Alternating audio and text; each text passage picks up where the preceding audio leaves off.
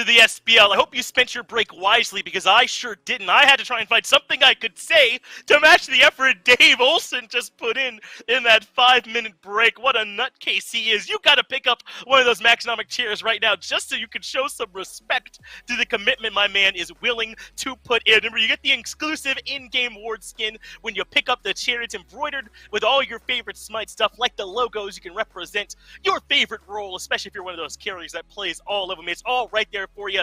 At least show some respect to my man, Dave Dolson Olson. I'm joined here on the desk by Caleb Mifflin Sullivan. And Miff, I don't know what we're supposed to do now to try and match what Dave just did. I think all we can do is hope to put it behind us and try to hope they forget too and can love us anyway. It's an impossible task. It truly is. I think, if anything, we try and move ourselves as far away from the Maxonomic chair as we possibly can, which is hard to do. It's real comfy to sit in. But we pivot a little bit and start talking about the SPL. We've got SSG up against Renegades. I'm pretty pumped. Me too. I mean, I think we might have built up the wrong set here. Ghost returning to form up against PK to find a relatively easy 2-0 win there. That means this SSG Renegades to close out the week could be our very best set of the week, because Renegades have looked so much better. They beat Ghost 2-0 earlier. Maybe they can rise to that same level here up against SSG, who are up at the very top of our standings. 9-1, 90% win rate. Truly an absurd tear they've taken through the SPL so far. It's so crazy because in Phase 1, we knew that they were going to be one of the top-seeded teams. We knew that they were one of the top contenders in the league, but they're really starting to separate themselves even from the other top 2 of the top 3. These guys are looking nigh unstoppable right now. And I think a lot of it has to do with the fact that they obviously trust each other so much, but I really want to highlight what's coming through the jungle. Cherio is looking phenomenal right now. He's able to potentially play just about anything on the Assassin tab. He's really rocking out on this Erlang Shen in particular. And I think, for my money, he might be the most consistent early game pressure jungler in the league. He is, man, and Cherio is so versatile as well. Doesn't it feel like he can play just about anything in the jungle? The meta assassin certainly, but my man will bust out an Athena and run you for top damage at any given time. He's such a big part of this team, because what SSG do better than anyone in the league is play through their mid 3v3, through Rapper, Dardes, and Cherio at an elite level. And it's tough for anybody out there to match it. They bring pressure early. Sometimes they'll wait till the 20-minute mark, flip the switch, and just beat you. Right now, I think they're the best until we see Radiance play their 2 games out and compare. It's SSG right now. It really is, man. I gotta give mad props to Cherry. And not only is he bringing a lot on the field, on the ground, in the game day, but he's also the best team composition, just team mentality keeper in the league. This guy is the one dude on this entire roster who I don't think I've ever seen troll his brains out. He's not inting, he's not getting egotistical on Twitter, he's not doing anything like that. He brings the same energy to every single set. If he's playing up against Radiance, he's sweating in the corner, he's pressed, he's going through the playbook, talking to the coach. If he's playing against Obey, he's doing the exact same thing, and he just gives so much respect to every single team in the league. It's hard not to get infected by that enthusiasm. It is hard, and it's going to be hard here for Lasbra, who is the direct opposition to Cherio here in this set for Renegades, because Lasbra has looked, at least from where I've been sitting, pretty hot and cold so far here this phase, Mip, and he's going to need to show us some of that consistently, really elevate that play, if he's going to want to be able to give some equivalent value to what Cherio is going to be doing. I think you're right. The hot and cold, I don't think we can completely attribute to just Lasbra himself, when the entirety of Renegades is kind of on that hot and cold spectrum as well. It's really hard for a jungler to outperform the entirety of your team and still drag them up with you. But I think Lasbra in particular has been struggling to find gods that he's really comfortable on. I mean, have we seen him reach the same heights that he has on Pele, on really any other god? Maybe this Ratatasker a couple of times, but this is a relatively new pick for him. I think his main strength is his ability to gank out duo lane. He's one of the junglers that is always looking for that level 2 gank, always looking for that level 3 gank. And the second he gets it, he says, oh, it worked. I'm going to do it again and again and again. Lasbra kind of just leaves Soul Lane to its own devices for the most part, but when you've got Barracuda over in the long lane, you kind of want to facilitate him. Yeah, you certainly do. And Barrows looked great lately. I mean, Lasber really stepped up for them in that Ghost set, especially the 60-minute one when he had an excellent performance. Vin has looked much improved to me too. And I think it would be really remiss of us to not talk a little bit about SOT as well. Remember everything he went through and then coming back to the team and playing so well. This is a Renegades roster that right now feels hungry to me. They feel like they figured something out and are ready to compete with the best of the best. But trust me, you'll be able to hear it from Lasber here as well. We had him for the interview earlier. He's standing by now. Well, I'm here, yeah, with Lasbra coming down from the Renegades. And, I mean, everything has been pretty interesting for you. I mean, you had a reset week last week with no SOT, then all of a sudden it comes back through, and you guys 2-0 Ghost. So, I mean, how's the team feeling right now? All feeling pretty good. Pretty, I wouldn't say it's unexpected. Definitely played well against Ghost in other sets and stuff, but this time we really got a draft down and came in with a super good draft into them, and we kind of somewhat knew what they're gonna pick, and obviously we had counters to that, so that's been nice. Well, hey, it worked out very well for you guys, especially in game number 2. And you were a huge aspect of those games. And Jungle right now has been a big talking point. And outside of Nemesis kind of being the go-to must-picker, it feels like there's so much flexibility. We see Kali, we see Pele, any assassin. You can name it, it'll come in. So how do you, when you're going through the line, pick what's best for your team? I mean, that's pretty hard. It's just it kind of depends what they pick as well. I don't know, there's obviously some guards you would always think is better than others, for example Nemesis, for example, as you said. But how do I pick? I don't even know how I do it. It's just kind of what looks best, and then I try not to top 3 pick it, and then you always kind of have you have 3 teammates that somebody picked, and then 3 enemies, and you get a bit of idea what you want. Let's say they have some guards where you need slow immunity, then Hebo could be good, for example, or you need more pressure, then I'll pick, I don't know, Red Thanatos, for example. Well, hey, again, it's been working out for you, so I'm not surprised to see you wait on it, sit on it, and then pick the right choice, because today you're specifically going to be going up against Cherio, so maybe even something more complicated than just making the right god selection. He's someone that, at least consistently, we've seen farm so much in the early game, and then just, level 20 shows up, dumpsters everybody in the game, and then you have to wonder about it. So how are you going to handle him? Is it going to be a lot of early ganks, or are you looking more towards just slowing him down? He has a pretty interesting farm path, usually. He is I mean, I don't want to go too in-depth into it, but his farm path is pretty interesting, and their early game, I think they're somewhat passive early game, and then their mid-late game is just so strong, their team fights and all that. They've been together for quite long. So hopefully we can have a somewhat late game team draft and then play well into them. Well, hey, it sounds like you've got a good idea of at least your drafting style this week, and of course what you're going to be doing against SSG. It already worked against Ghost, so I can't think of a reason to count you out this time. I'm excited to watch the set. I'm sure everybody is as well. So thanks for your time and good luck in your games. Thank you. Appreciate that. Love to hear from Lasbra, and Gore put it about as right as you can there, didn't he? I mean, it worked against Ghost, so why couldn't it work here up against SSG? I am excited here for this Renegades versus SSG set and to see if they can maybe make it work twice in a row. Let's go ahead and get ready for those picks and bans for game number 1. And Myth, I want to make sure that we all get it correct here. Even if Renegades come in here and get 2-0 stomped, I'm impressed with this weekend from them either way.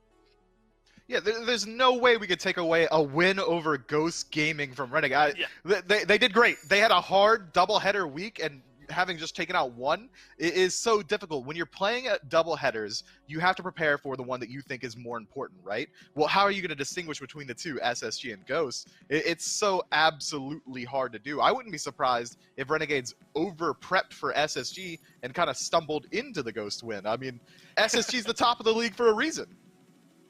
Yeah, so you gotta make sure you're ready for that set when you come into it. So I'm excited here for these picks and bans as well, right? I wonder if SSG will react to what worked well for Renegades. Venenu's Morrigan was really, really strong. He had some strong rotations or transformations into the Rat. I wonder if they might take a bit of an eye towards Lasbra. So far with the picks and bans, though, it's fairly standard. Taking away the Persephone, taking away the Olorun. And picks and bans against SSG are always interesting because the other team usually spends a lot of time banning Dardes, but Renegades appear to be the exception. Emoja Ninja and Amaterasu. I mean, that's a Nika and Rapper ban here so far. Are you surprised Renegades haven't taken more of an eye here towards Dardes yet?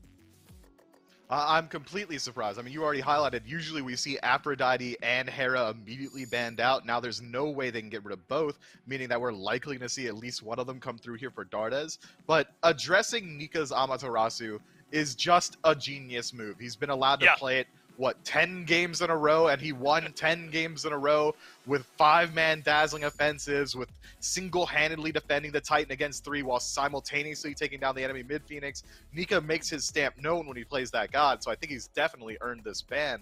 But Rom coming through here as well, not even decided to ban out one of Dardes's gods. Maybe Renegades are looking to take one for themselves.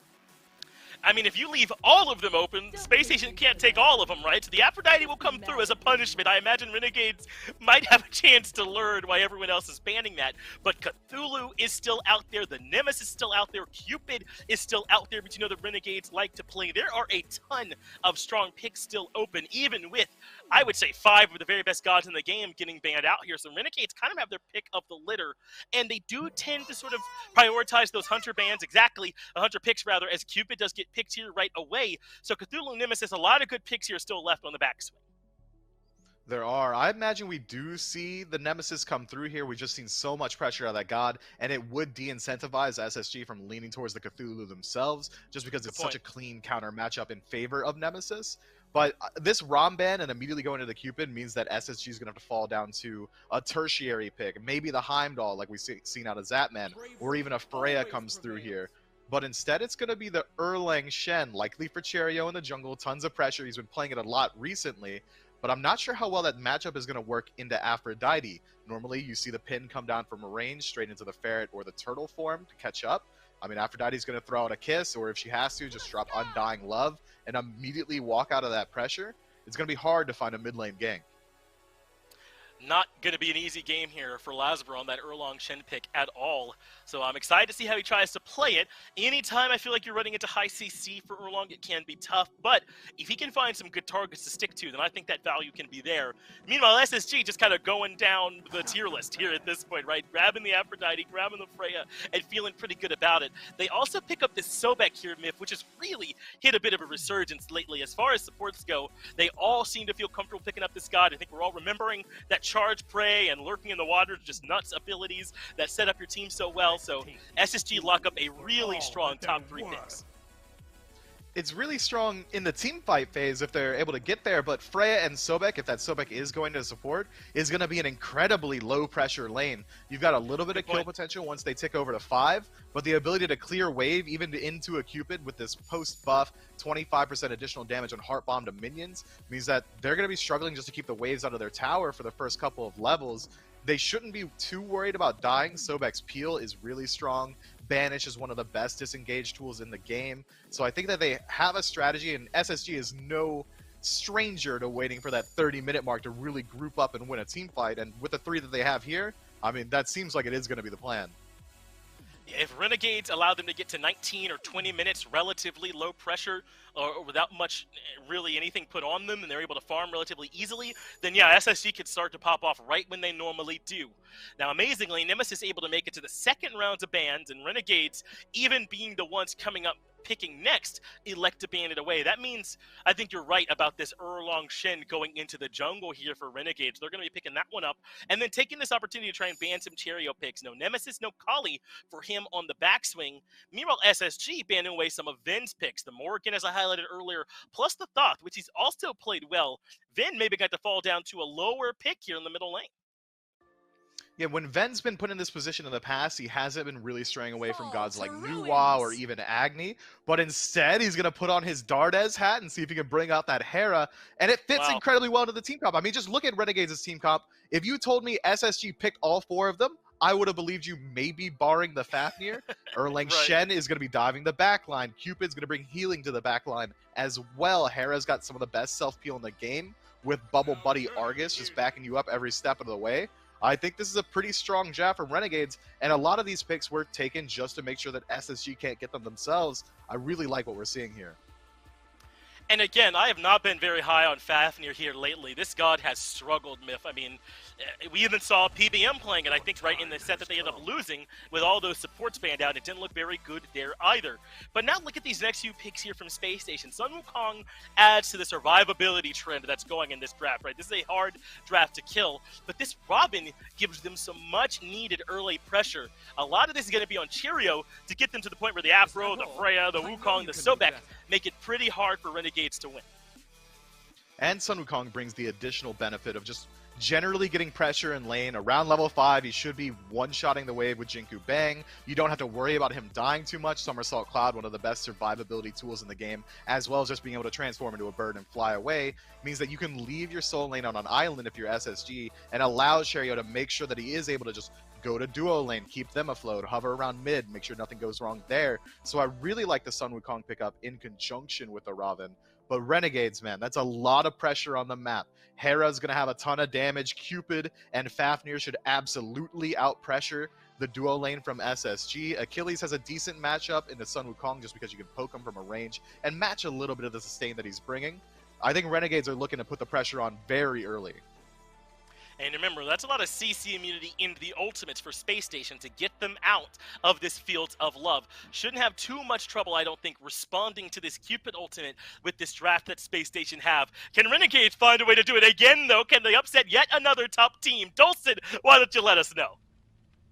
All right, chat, you and I need to have a little bit of a conversation here. I'm heavily disappointed in the disrespect being played to the Renegades here recently. Dulcin and Gormizer are on the call. Let us know in chat how you guys are leaning one way or the other on this matchup. Of course, Doug's going to be working the camera for us. Gormizer, I don't know how to feel about the Renegades. I truly don't. They have a big win over Ghost on Friday, but just prior to that, they had a very tough set. How do you rate this squad coming in against SSG? Again, I think that reset week for them had to be good news, right? It's just one of those moments where you're finally in this position where you're comfortable. Everybody kind of got that kind of, stress off in a week. And granted, maybe put some more stress on because they were not terribly great sets, but it allowed them to get that reset they needed for SOT, and it allows them to maybe get aggressive like this and put pressure where they haven't been applying pressure before onto teams like Ghost on Friday, maybe even teams like SSG, and sometimes it is really just that. You get bogged down in it. You're a pro player. You're playing Smite so many hours a day. You're scrimming. You're sleeping and dreaming about Smite and your picks and bans. Right. Having that one mental reset and just saying, you know what? Forget about it for just a week. Come back in. Feel a little bit better. Positive team environment. And so far, it's looking good this week. Small invade over onto the purple buff side, and it's Raffer who's being locked down here, pinned against the wall. We've seen this once already today, and now we've seen it twice. Raffer, he goes down. Barracuda's there for first blood. I mean, just being able to get that aggressive, first off, that's great to see Renegades of all people on top of a play like that, right? Again, like what we were just saying, that's not really what I expect out of this duo lane, but it does go back to what Mifflin was saying on the desk. This is a draft for the Renegades that realistically should have a lot of pressure. It should be able to clear really well, especially compared to Vode's Freya. It should have a lot of damage to it, and once Venenu starts getting his ult online, Lasber starts making an impact, I expect to see these players constantly looking for aggression. The downside is, the longer the game goes, save for Cheerio, every single one of these gods is just known for their survivability, and honestly, even the Raven he's just normally going to peak a little bit earlier, much like we see right now in mid. Bit of pressure put onto Lasbra here. Cheerio. Oh, the sidestep from the polymorph. That one's enough. Had the immunity anyway. And Dardes enters back with a kill of his own. Now there's a pluck onto Jake beneath the tier 1 tower. Oh, he's taking too much damage. Chaos reigns supreme. Left and center. Now, both teams trading out a couple. I mean, just being able to find that, I think it's going to showcase what I anticipate seeing throughout this game, right? Cheerio, at least right now, should have some pressure going forward with him. I think Dardes is going to make him insanely survivable, but the pressure from Renegades is going to match that, at least for the first 20 minutes. It's how they handle it after that, when this Afro's healing is online, when Vote has the first 4 items that he needs to become the deadly Freya that we've seen constantly, and once Nika starts joining into these fights, that's when Renegades are going to have to take tweaks. Otherwise, in the laning phase, just keep up the pressure.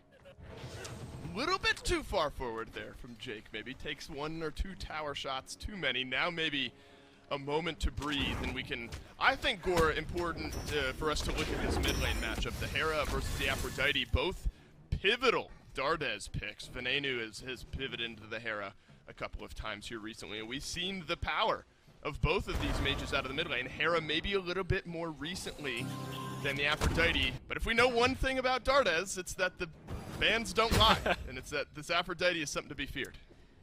Actually, yeah, I really like the fact that you have to take so much away from Dardes in order to slow him down.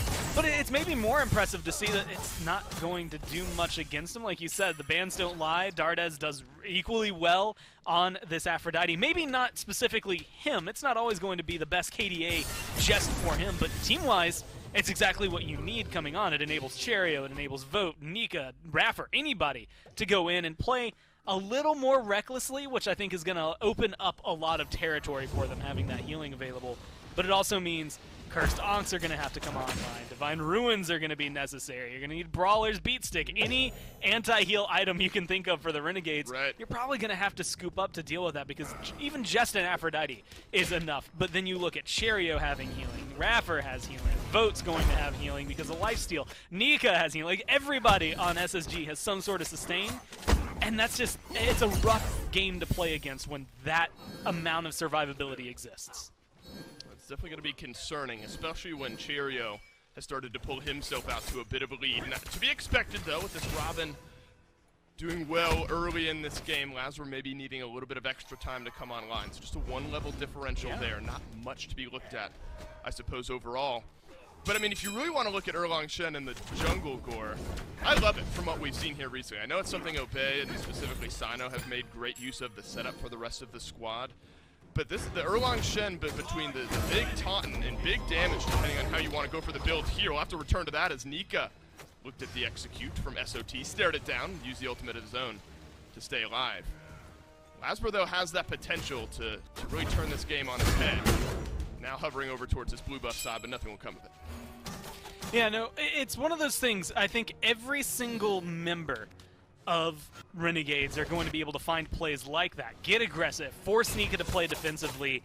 The downside is that SSG like that. I mean, like, their MO so far this year has kind of been relax. If we can farm into the late game, we'll farm into the late game.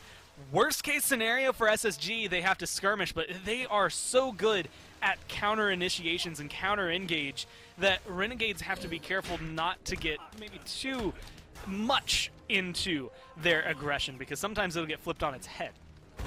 Asper has the 9 turns blessing here, maybe makes use of it. Immunity from Dardas, taunt back in as Rapper. Oh, long range polymorph connects from Venenu this time. Argus was down, but not enough damage. And Raffer will go underground, stay alive here. Maybe electing to stick around, will receive some extra healing from Dardas this time around. Glasborough does still have that big taunt if he needs it. Venenu taken low as Cherio has made his way in there. There's the 9 turns blessing to try to pull the Robin back in. Not going to work this time around. The defensive block from Raffer, enough. But now Glasborough has locked down Raffer, and Jake has picked up the kill. A bit of a tug of war going on in the mid lane, Gore, and Raffer ends up going down. I mean, a lot of ults used, even Fields of Love over there in the duo lane getting popped. But they're going to go just as aggressive, and now it's equal playing fields. Look at that rotation from SOT as well. Leaves Nika in the dust over in the solo lane. Have the execute if need be, but does not. This is this proactive style of the Renegades that is ever present in their wins. It's just sort of that vibe that when they're playing like this, they're a very difficult team to beat. Yeah. So you've got to love what you see here, especially with Lasborough starting to make his impact early, affecting 2 out of the 3 kills. A lot of it centered around this mid lane. Well, and so much, I'm glad you actually highlight on the mid lane that we saw on Friday is staying true here for Renegades. I mean, Venenu, once again, going for the Warrior's Blessing. We saw him do it twice on Friday. Granted, when you win against Ghost, I don't think you change anything. Him and Barra, the builds that we were highlighting the most on Friday, should theoretically go around the same path this time around because of the fact that they were successful. And it's one of those things that's going to help him stay tanky, but you do have to watch over his mana pool, maybe going to end up dropping a little bit faster. But because it's Hera of all people, we've all said it, we've all seen it. Argus is the true god in this kit. Hera just happens to Yes. be there with some shielding and extra pizzazz that gets added onto it. So watch for him around these ults. It's about to come back on cooldown, and that's where SSG are going to have to figure out how they want to get aggressive. I mean, their engage there was ripped apart by Lasbra, then their re-engage, they wanted to get out of there, they just weren't able to escape it because SOT has a phenomenal rotation. Jake has found the stun, and now the transformation. Dardes and Rapper both trying to back away. That's the pin from Lasbra. Down onto the Sobek, but nothing more will come of it. Dardes under constant pressure here. Hasn't really turned into much. About dead even as far as levels go across the board from Dardes to Venenu. Cherio as well has pulled about one level ahead. Wonder how much this game maybe starts to pivot. We've already seen SOT find that opening to rotate through. Gore, we know what Achilles can do. Not that Nika on the Sun Wukong doesn't do a good bit of damage, but the damage and even really high kill pressure from this Achilles maybe starts to tilt this game for the Renegades as far as relative impact goes come rotation time. And you have to think about the execute when you're looking at matches like this, specifically because of the sustain from SSG. If you disengage for 5 seconds, let's say, and you're low on Nika, low on Cherio, low on Vote in the middle of a team fight, 25 minutes in, Dardes heals at least one of you all the way to full. The other two are able to then use their own kind of sustain to stay alive. You chase him down with an execute, that's maybe 2 kills that SOT is able to get now that Nika won't be able to have that same potential. So I think the executes are just going to scale better into that late game than what we see out of Wukong. And I'm always timid because every time I look at Wukong, I think he's great at staying alive, but we've seen some really good Wukong plays lately, Ducky namely being able to make them, but I think Nika will be able to showcase a few just as well. It's a good sidestep from Rapper, or SOT rather, to avoid Rapper on the pluck. Argus comes down, Jake is transformed in the backline. The execute from SOT bends around the corner and down goes Rapper, but Cherio has pulled one back. Now as the Achilles will end up falling down. 1-for-1 trade, but it's really SSG that are keeping the gas pedal pressed down. Jake on the retreat. Dardes has got the get back. Andy's got the kill. 2-for-1 trade. SSG ahead. All right, Dave, I've seen brawling like this from the Renegades already this week, and I'm going to go ahead and start prepare myself for potentially an hour-long games like they had on Friday. But it's going to be here. I mean, aggression onto Vote, this is what you need all around the map, something to bite back. I wonder who will end up picking up this kill. It's Venenu with the easy punch down onto Vote. So keeping this Freya behind is always the big question. Venenu, oh my god, melted through, but oh, look at the polymorph on his way back. Lasbra has the pin there.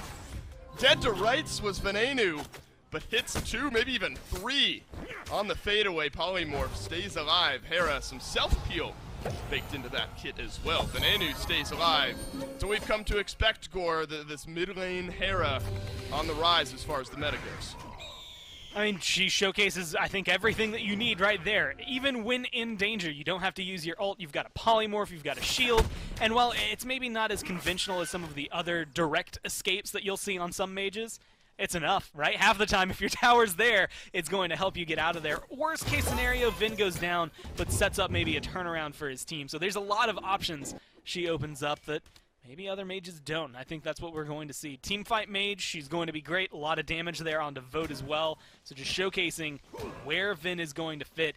And that's something this team has needed. I mean, when we've looked at Renegades these last few months even, going into Phase 1, they always seem to have good plays, but nothing that made the team look great, right? It was always falling apart there. Now, they seem to be just playing together, and it's made such a significant difference for all of them. You see Vin getting on the board and having great plays. Vera feels like he's, again, back to form where he needs to be. Jake, and there have been some games where we've accredited Jake the entire win. He's been the reason the Renegades are able to control it. So I love seeing them come together, and this week in particular has been a great step forward.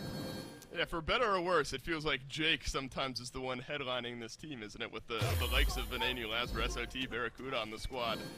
Jake has definitely made his money so far, I would argue, with the interesting, fun-to-follow support play style. The Fafnir has become one of his more popular picks, Gormizer, providing some good utility. Of course, the Coerce is going to be very, very strong for the rest of his team. Lasbra not opting for that attack speed build, but will get that extra boost from awesome Jake in some of these engagements. Compare that with maybe a little bit of the setup that Raffer has, and what are you maybe looking for across the board here as the supports go? Well, Raffer, and this is the plus side, downside of all Sobek, it's always going to be that pluck, right? If he's able to consistently hit them like he's already been doing so far this game, then one free kill, usually, right? It almost always translates directly into a kill, especially at this level of play.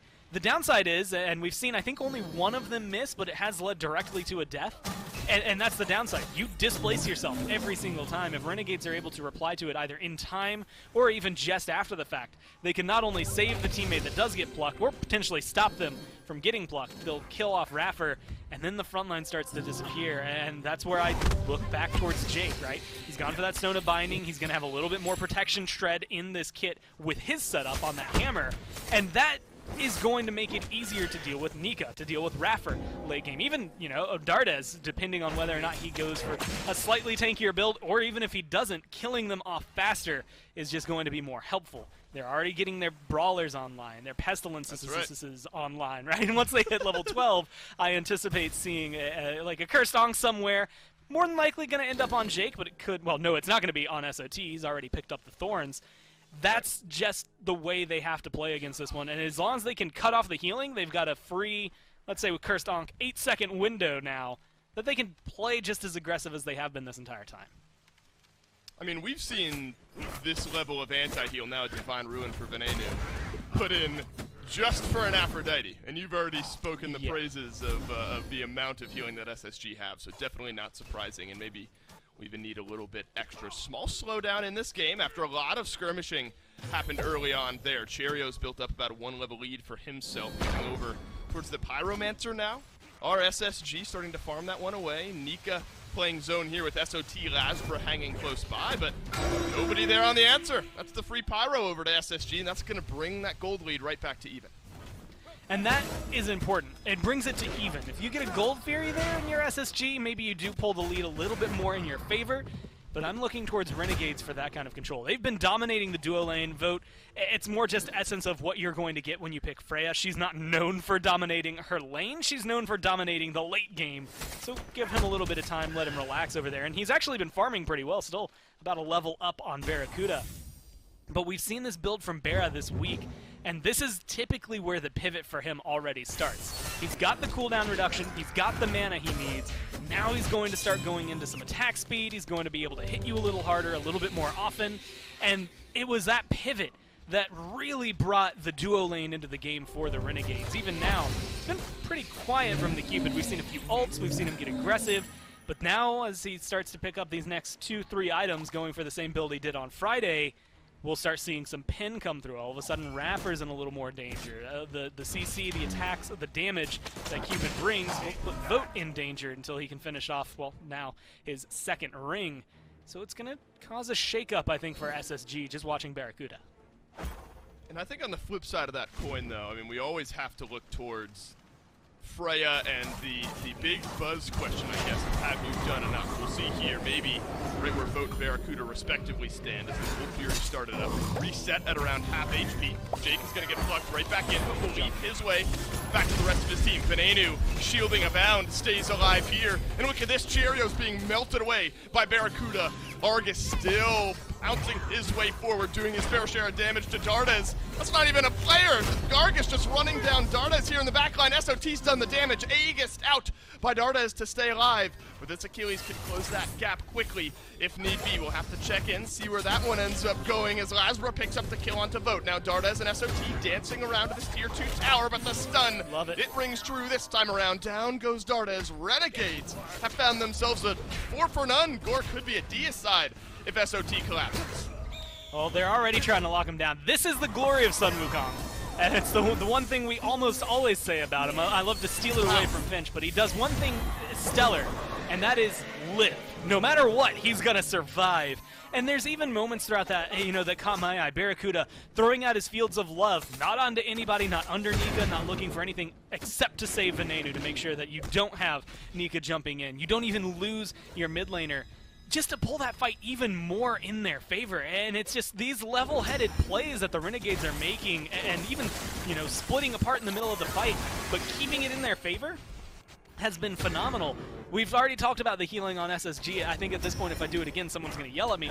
But I haven't mentioned the fact that the Cupid Heart's pretty good for sieging overall. You are able to get yourself a Fury, go over there, get a tier 1, and if they hadn't just made $1 million essentially in Smite, they probably would have continued forcing something to happen on the map.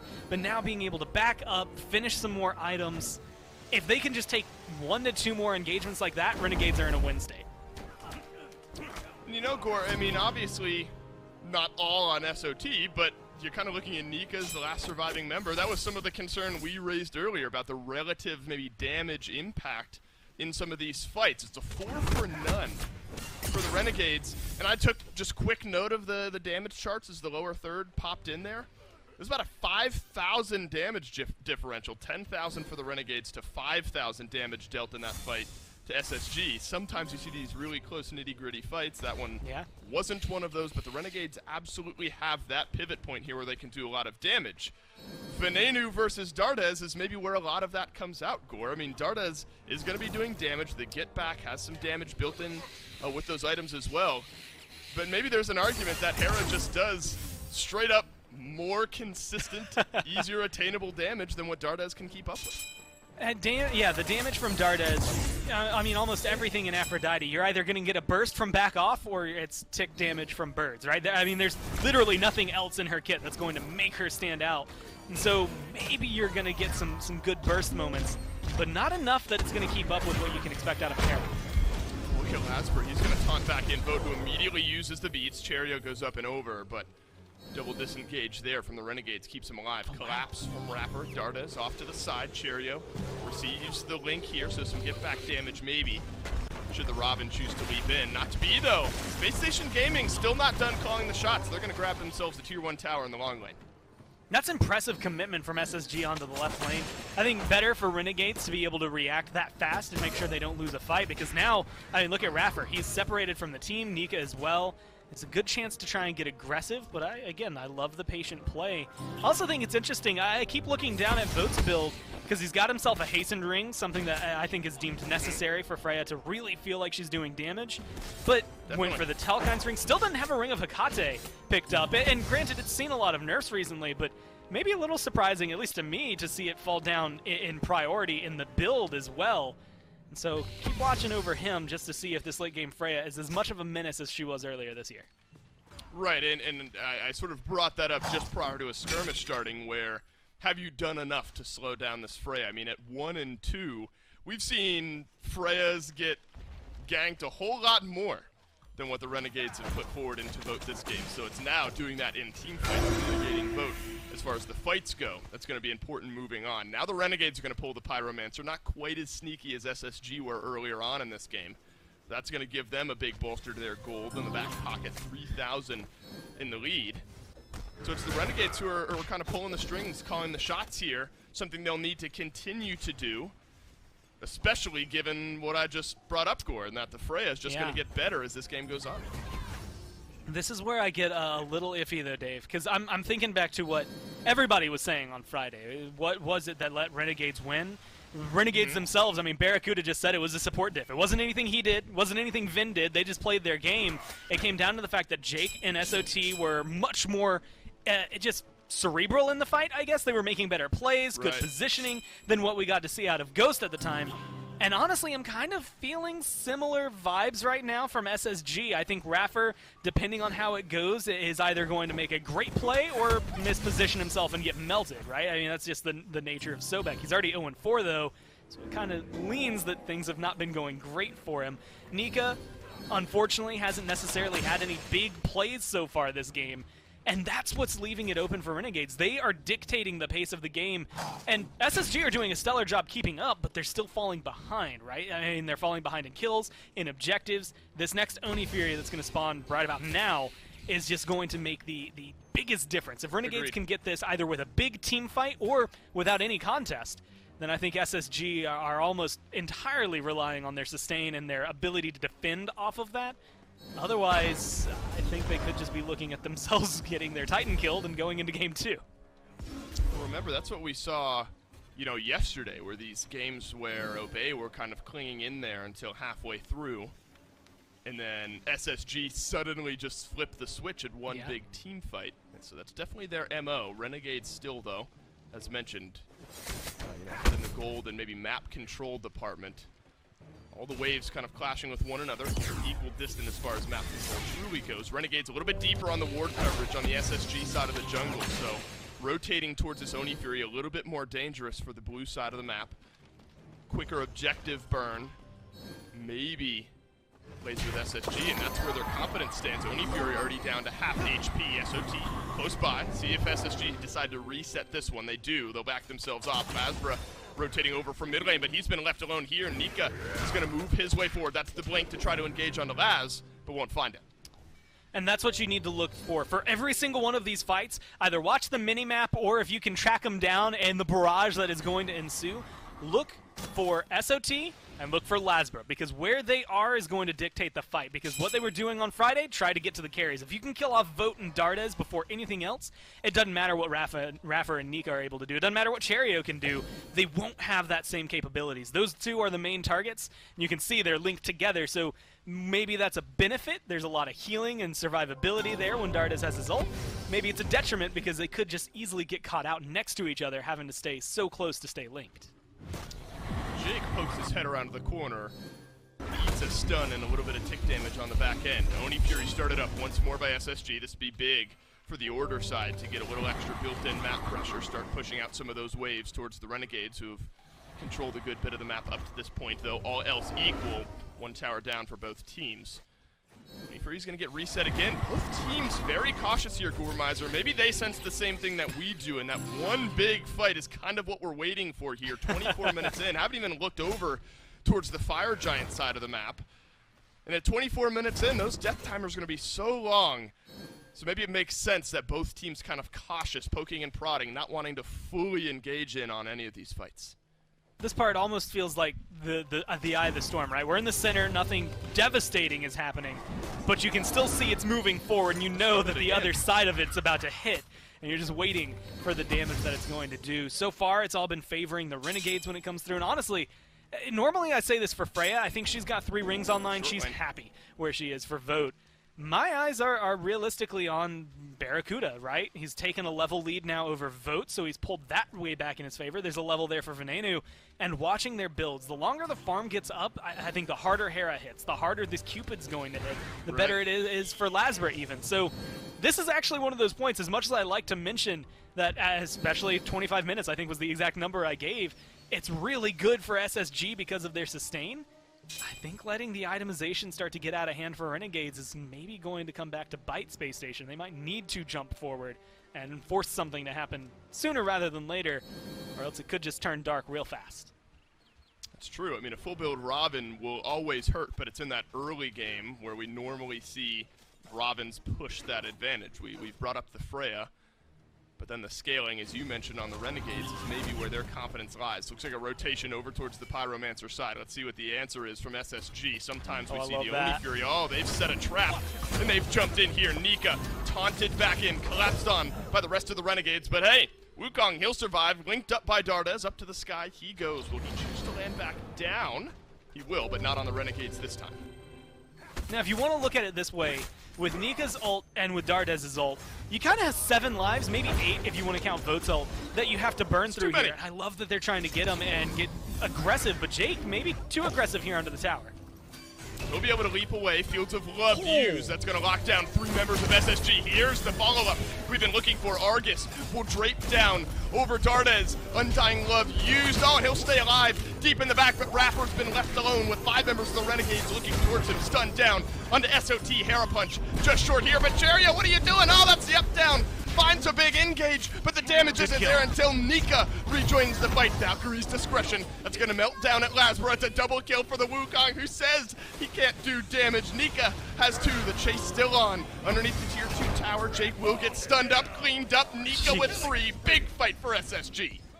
Man, sometimes Nika just decides that the SSG are not going to lose, and he's the one who's going to stop it. Even now, you're less than half health, but he's got an Aphrodite behind him. And look at SOT. He's taking so much in the process, he can't continue the fight. Or maybe it's time we hang up the storyline that Sun Wukong is only good for running away. I mean, he is good at that. But Yeah. when Nika, builds out this Soul Eater, good sustain, has the sledge, little damage, that Void Shield as well, the bruiser ability of the Sun Wukong is absolutely there. And in a 3-kill swing, Nika improves from 0-0-2 to 3-0-2. And while it's not necessarily a big, massive, sweeping fight, that's brought SSG right back towards even in the gold differential. I think it showcases exactly what you can expect to see through all of this, and that is, did Dardes die in the initial engagement? No? Then Space Station are about to just Somehow. smack down the Renegades, right? Like, it's about to be no contest coming through, and that's what comes through. I mean, they invested so much to try and kill Dardes early on. They get his relics, they get his ult, they almost kill him, but they didn't. And then he links up with Nika, and all of a sudden Nika has a triple kill. It's one of those coincidence, I think not, moments that comes forward with him. And it showcases again that, in my eyes, Space Station, the other 4 members could feed their brains out, and Nika will pull something back. The Renegades are going to lock down the Oni Fury this time around and a kill onto Vote. That's one way to get rid of the Freya, is just pile on the damage. And Renegades are absolutely going to do that. So finally, the Fury falls. The fight happened elsewhere over by the Pyromancer, but the Renegades looking towards the big one here. Maybe a pivot over to the right side of the jungle as well, but SSG have to be cautious. We saw what happened last time, and maybe not cautious. They won out that fight. Renegades right over to the FG. I mean, this is a good call. Again, I love the way they're getting aggressive. They're making the calls. They're forcing SSG to play their game, and it's putting at least Raffer into a bad spot. Re-engaged from SSG here. Venenu taken low, deleted by Dardes. Lazarus still alive, but he's gotten locked down, and that's the get back, the double kill for the Aphrodite out of the mid lane. SOT still plenty healthy, but Dardes has the stun. There's the get back as well. Awesome Jake trying to finish off the kill. Finally, SOT will take down Dardes, but at what cost? It's the rest of your team. Jake left running. He'll fall eventually. It's the deicide for SSG. A couple of doubles. What a fight. Nika went from 0-0-2 to 5-0-2 in 2 team fights, and that's just ridiculous to me. There's so many things to latch onto, but the fact that he is getting away with so much is ridiculous in my eyes. And it's just because Renegades, I mean, the draft maybe slips out of their hand, maybe the bans, maybe their control, whatever it was, letting Dardes have this Aphrodite on a squad with a Freya and what seems to be a Wukong, although I think Nika could play anything in a comp like this and look good with it. It's going to just be difficult. They had to all in, invest everything on the Dardes, and you finally get them, but it cost them 5 lives just to kill the one. And now they're holding on to this FG. They're going to be able to give it over to Dardes. No one from Renegades is nearby. So at the end of the day, you get pretty much everything. An enhanced Fire Giant on all 5 members, a full-on deicide, and you get to back and spend some of that extra gold. I don't know. It just feels like Renegades, even though they are dictating a lot of the pace of the game and the control of the game, can't win a fight unless things just perfectly align. Well, remember, just as Renegades start to backpedal towards that Fire Giant, I'm thinking, they just did this and lost 3 kills to Nika. I guess they're going to try again, and SSG say, I guess they're going to try again, and they take the fight, and they end up winning in on that engagement. Maybe that level of anti-heal isn't enough. 2 pestilences, what'd you call them before? The multiple pestilences down the end for the Renegades. The Divine Ruin, Cursed Ankh for Awesome Jake. I mean, the anti-heal is there, Gore, but it's just so much to burn through from SSG. 12,000 healing done from Dardes, and that's always going to be difficult, compounded with what Space Station Gaming are bringing to the table just throughout their kits. So now this is the big swing point. SSG, 5 members with the enhanced Fire Giant buff looking towards the tier 2 tower over in the long lane. And this one will be free. Renegades, you can already kind of sense waiting for that Phoenix line defense. Well, the good news is that you can see how long it took for one tier 2 tower. Even with enhanced Fire Giant, you don't have a Hunter. You're looking at Cherio, maybe Nika here as maybe tower, quote-unquote, shredders that are going to come through. And those tier 2s are still going to die quickly enough that I don't think Renegades can defend them, but not fast enough that I'm convinced a Phoenix Siege is really going to work out well for SSG. It's almost unfortunate. It's the downsides of these magical carries that they just don't quite hit those structures as hard. So something that you'll have to keep your eye on for Vote specifically, because he's the one that could make or break this game. Oh man, what an overhead kick there from Cherio. Avoids the taunt. Lasbro left running with no cooldowns left. That's a minute now on the Renegades jungler. A bit of an outplay there from Cherio. Lasbro left farming without much vision on where SSG were. Nika over in the mid lane. Renegades, last 4 surviving members, down 1 jungler, are going to group up under this left side Phoenix. That's going to make this split so easy for SSG. They probably are confident enough in this 4v4. They might just take this fight anyway, much less Renegades now having to juggle whether or not they're even going to bother with the mid lane Phoenix. Cherio instead is going to rotate over, help. Now there might even be a collapse around the backside. Nika in there, SOT, flipped back through, immediate route down onto the Achilles. Rapper silenced out, has to use his ultimate SOT, looking for the execute. Nika up to the sky, Barracuda, Venenu, both carries being looked at by the Sun Wukong, and Wukong doing so much damage, got the double spin, double kill, SOT, he's gonna fall as well. It's another triple kill for Nika. Awesome, Jake, we'll see you later. Goodbye, game number 1, SSG. They're gonna walk away with this one.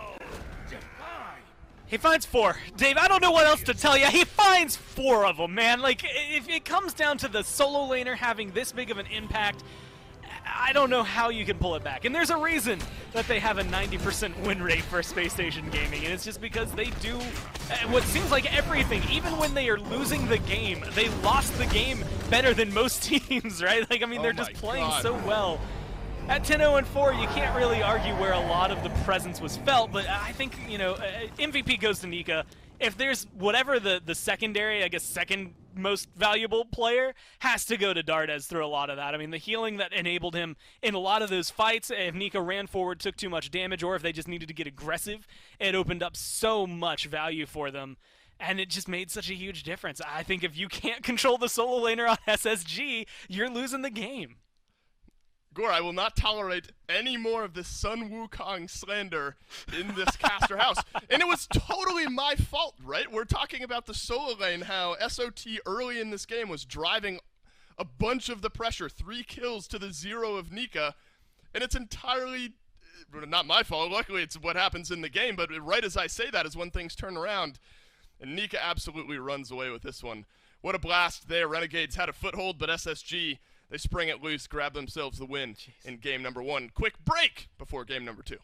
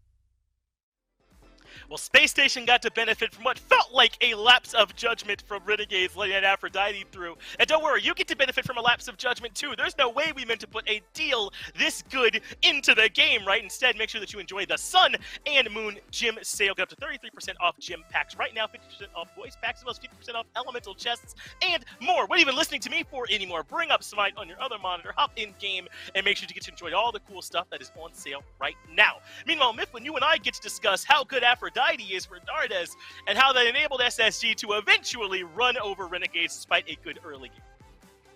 I mean, a good early game into a draft that has Aphrodite and Freya on it is almost just to be expected. I don't even think the first 20 minutes of the game really made me open my eyes, right? I knew that it was really going to come down to how well that team fight phase started to go, and we saw that the Renegades made a valiant effort at shutting down Dardes, even killed him a couple of times, but meanwhile, the other 4 members were able to do just about anything that they wanted. I do want to highlight this Nika play, just Sun Wukong looking incredibly potent, not only in lane, but also in these team fights, disrupting the backline, finding multiple last hits, dealing tons of damage, and he was just this unkillable paragon of defense for his team. Nika looks so good on this pick. Yeah, I mean, I want to give you the credit where it's due, Mifflin. I mean, right as Renegades were 4 for 0ing Space Station, you were saying to me that none of it mattered, and you were quite right. I mean, this late-game comp from SSG proved to be too strong. They had this Aphrodite, they had this Freya, they had these Sobek for control, and I think Tyrael provided a lot of value to them, especially on that Nika triple kill. He's the one that went in and dropped out all that damage that set up for Nika to get that multi-kill. I know it cost him his life, but he brought them all into the kill threshold where Nika was able to finish it off. It was Dardes that ate up all those cooldowns and kept Nika topped off so you can go back into the fight. The Sun Wukong was the beneficiary of some excellent play from the rest of SSG. Well, we can't take it all away from Nika. You're sounding like a Twitch chat apologist right now, Finch. This Sun Wukong is popping off, dude. You know what? If Dave were here, he'd back me up on it. No more slander for the monkey god out of the casting team. I think SSG really did benefit in large part by the fact that Renegades decided to go against the grain and ban out literally none of the things that we always see permanently banned against SSG, instead deciding to target out a little bit of the jungle picks, a little bit of the solo picks. I think now in Game 2, we're going to see a little bit of a return to fashion. Renegades likely going to ban out the Hera and the Aphrodite. And listen, you're never going to tell me not to ban Amaterasu against Nika. I'm going to be 100% on board with that, but you very likely do need to slide an Aphrodite ban in there somewhere as well, or else Dardes just continue to do things like that. And as you mentioned, the Wukong, man, I can't even say it, had a good game. Did a lot of the killing himself. Did you hear the voice inflection I used there? Totally meant that one, Mifflin. But yes, he loves it when I have to admit that he's right about something. It doesn't happen often enough, I suppose. But I do think that Renegades showed us that their beginning of the game is strong. Maybe it wasn't to a comp that was weak in the early, but doesn't that give you some confidence about them going into Game 2? It does, especially if they do address some of those bans that need to come through. As long as they don't give SSG 2 or 3 of the best late-game gods in the game, I think Renegades did a really good job separating themselves in the early game. And they didn't even really lean too hard into it into their draft. I think that they've got plenty of tools that they can use. Lazara in particular was looking really good in that set in the jungle, especially in the early, outpacing Cherio. Renegades have things that they can lean on there. They have to play to their strengths, though, and a lot of that's going to come through P's and B's. I think it is as well, Mifflin. Let's go ahead and move into those picks and bans then for game number 2, because there are some adjustments that Renegades quite obviously have to make, right? Just based on what SSG were able to get and able to take into that game. They had a little bit too much in their back pocket. But again, I don't think there was a whole lot of crazy bans from Renegades. I know they didn't ban the stuff that people normally ban against Space Station, but they banned some good stuff, right? I mean, you want to ban away the Amaterasu, you want to ban some of these top picks. It's just such a difficult tightrope you have to walk up against SSG, because Dardes plays his own subsection of gods at an elite level, at the best level of any mid laner at times, and he's able to get those picks. He really does, and that's part of the strength of what Dardes brings to SSG. It's kind of similar to what Paul does, where he's just going to absorb a couple of the bans and force Renegades to either ban out what Dardes is going to do, or he'll carry the game on that pick, or if you do ban it out, now that you left a bunch of meta picks available, you know that SSG can play the meta at a top level as well. It just kind of really throws a wrench in the works for your standard ban phase. Banning against SSG is not like banning against Ghost. It's not like banning against Sanguine. They have these flavor picks. They're going to force you to address them, or they'll run the match on it. I really like what we're seeing here so far, but I really do want to see at least one of Dardez's signature gods banned out here, be it the Aphrodite or the Hera, and then Renegades can take the other one, but instead, it seems like they're going to go back to those standard bans again, Yamoja and Amaterasu coming through. I do think it would be borderline stubborn, just straight up wrong to let this Aphrodite through again, but it does also depend on when it's picked, right? You can beat Aphrodite with some counter picks if they willingly let it through and then draft, maybe to lock her down, to bully her through the early game, to mitigate that healing to a significant extent, then perhaps they can get on board with it. But I don't think you can draft like normal, let Dardez play Aphrodite, and hope to win. Those three things are not cohesive with one another, at least not in my mind, as SSG have banned away pretty standard stuff, just like Game 1, the Olarun, the Persephone, and the Kuzenbo. But they do make a change in that last ban, Renegades that is, and take away the Aphrodite. Whether or not SSG decide to go for the Hera right here, I doubt it. We saw that Renegades did pick the Hera for themselves, but I think it was more so just that it was available. Maybe you want to take it away. I think that SSG are very smart to take the Rom top pick here. It's one of the best hunters in the game. It should be able to get them a little bit of pressure in that long lane just by merit of having just Rom there. And if Renegades do decide to take the Hera for themselves, it's more so a ban against Dardez than it really is playing to Venenu's strengths. So I think that it likely gets left open, and SSG might be able to run away with it as well. Wow, it does end up functioning as the pick as a ban here, doesn't it? They ban away the Afro and then pick the Hera. This time when there is not a mid laner on board, so this does function much more like a ban here for Renegades. I wonder if they'll get this Cupid as well, but no, they get the Sobek. And I suppose that makes sense, right? You're not going to run Rama and Cupid, at least Renegades would think. They're not going to run the double hunter, so pretty safe that you can come back and get it third. If you really do highly value it with it not having been banned, go ahead and prioritize this Sobek right away, which we've all seen look good, which I believe it was Raffer playing last game as well, so now we'll get to see Jake take his crack at it.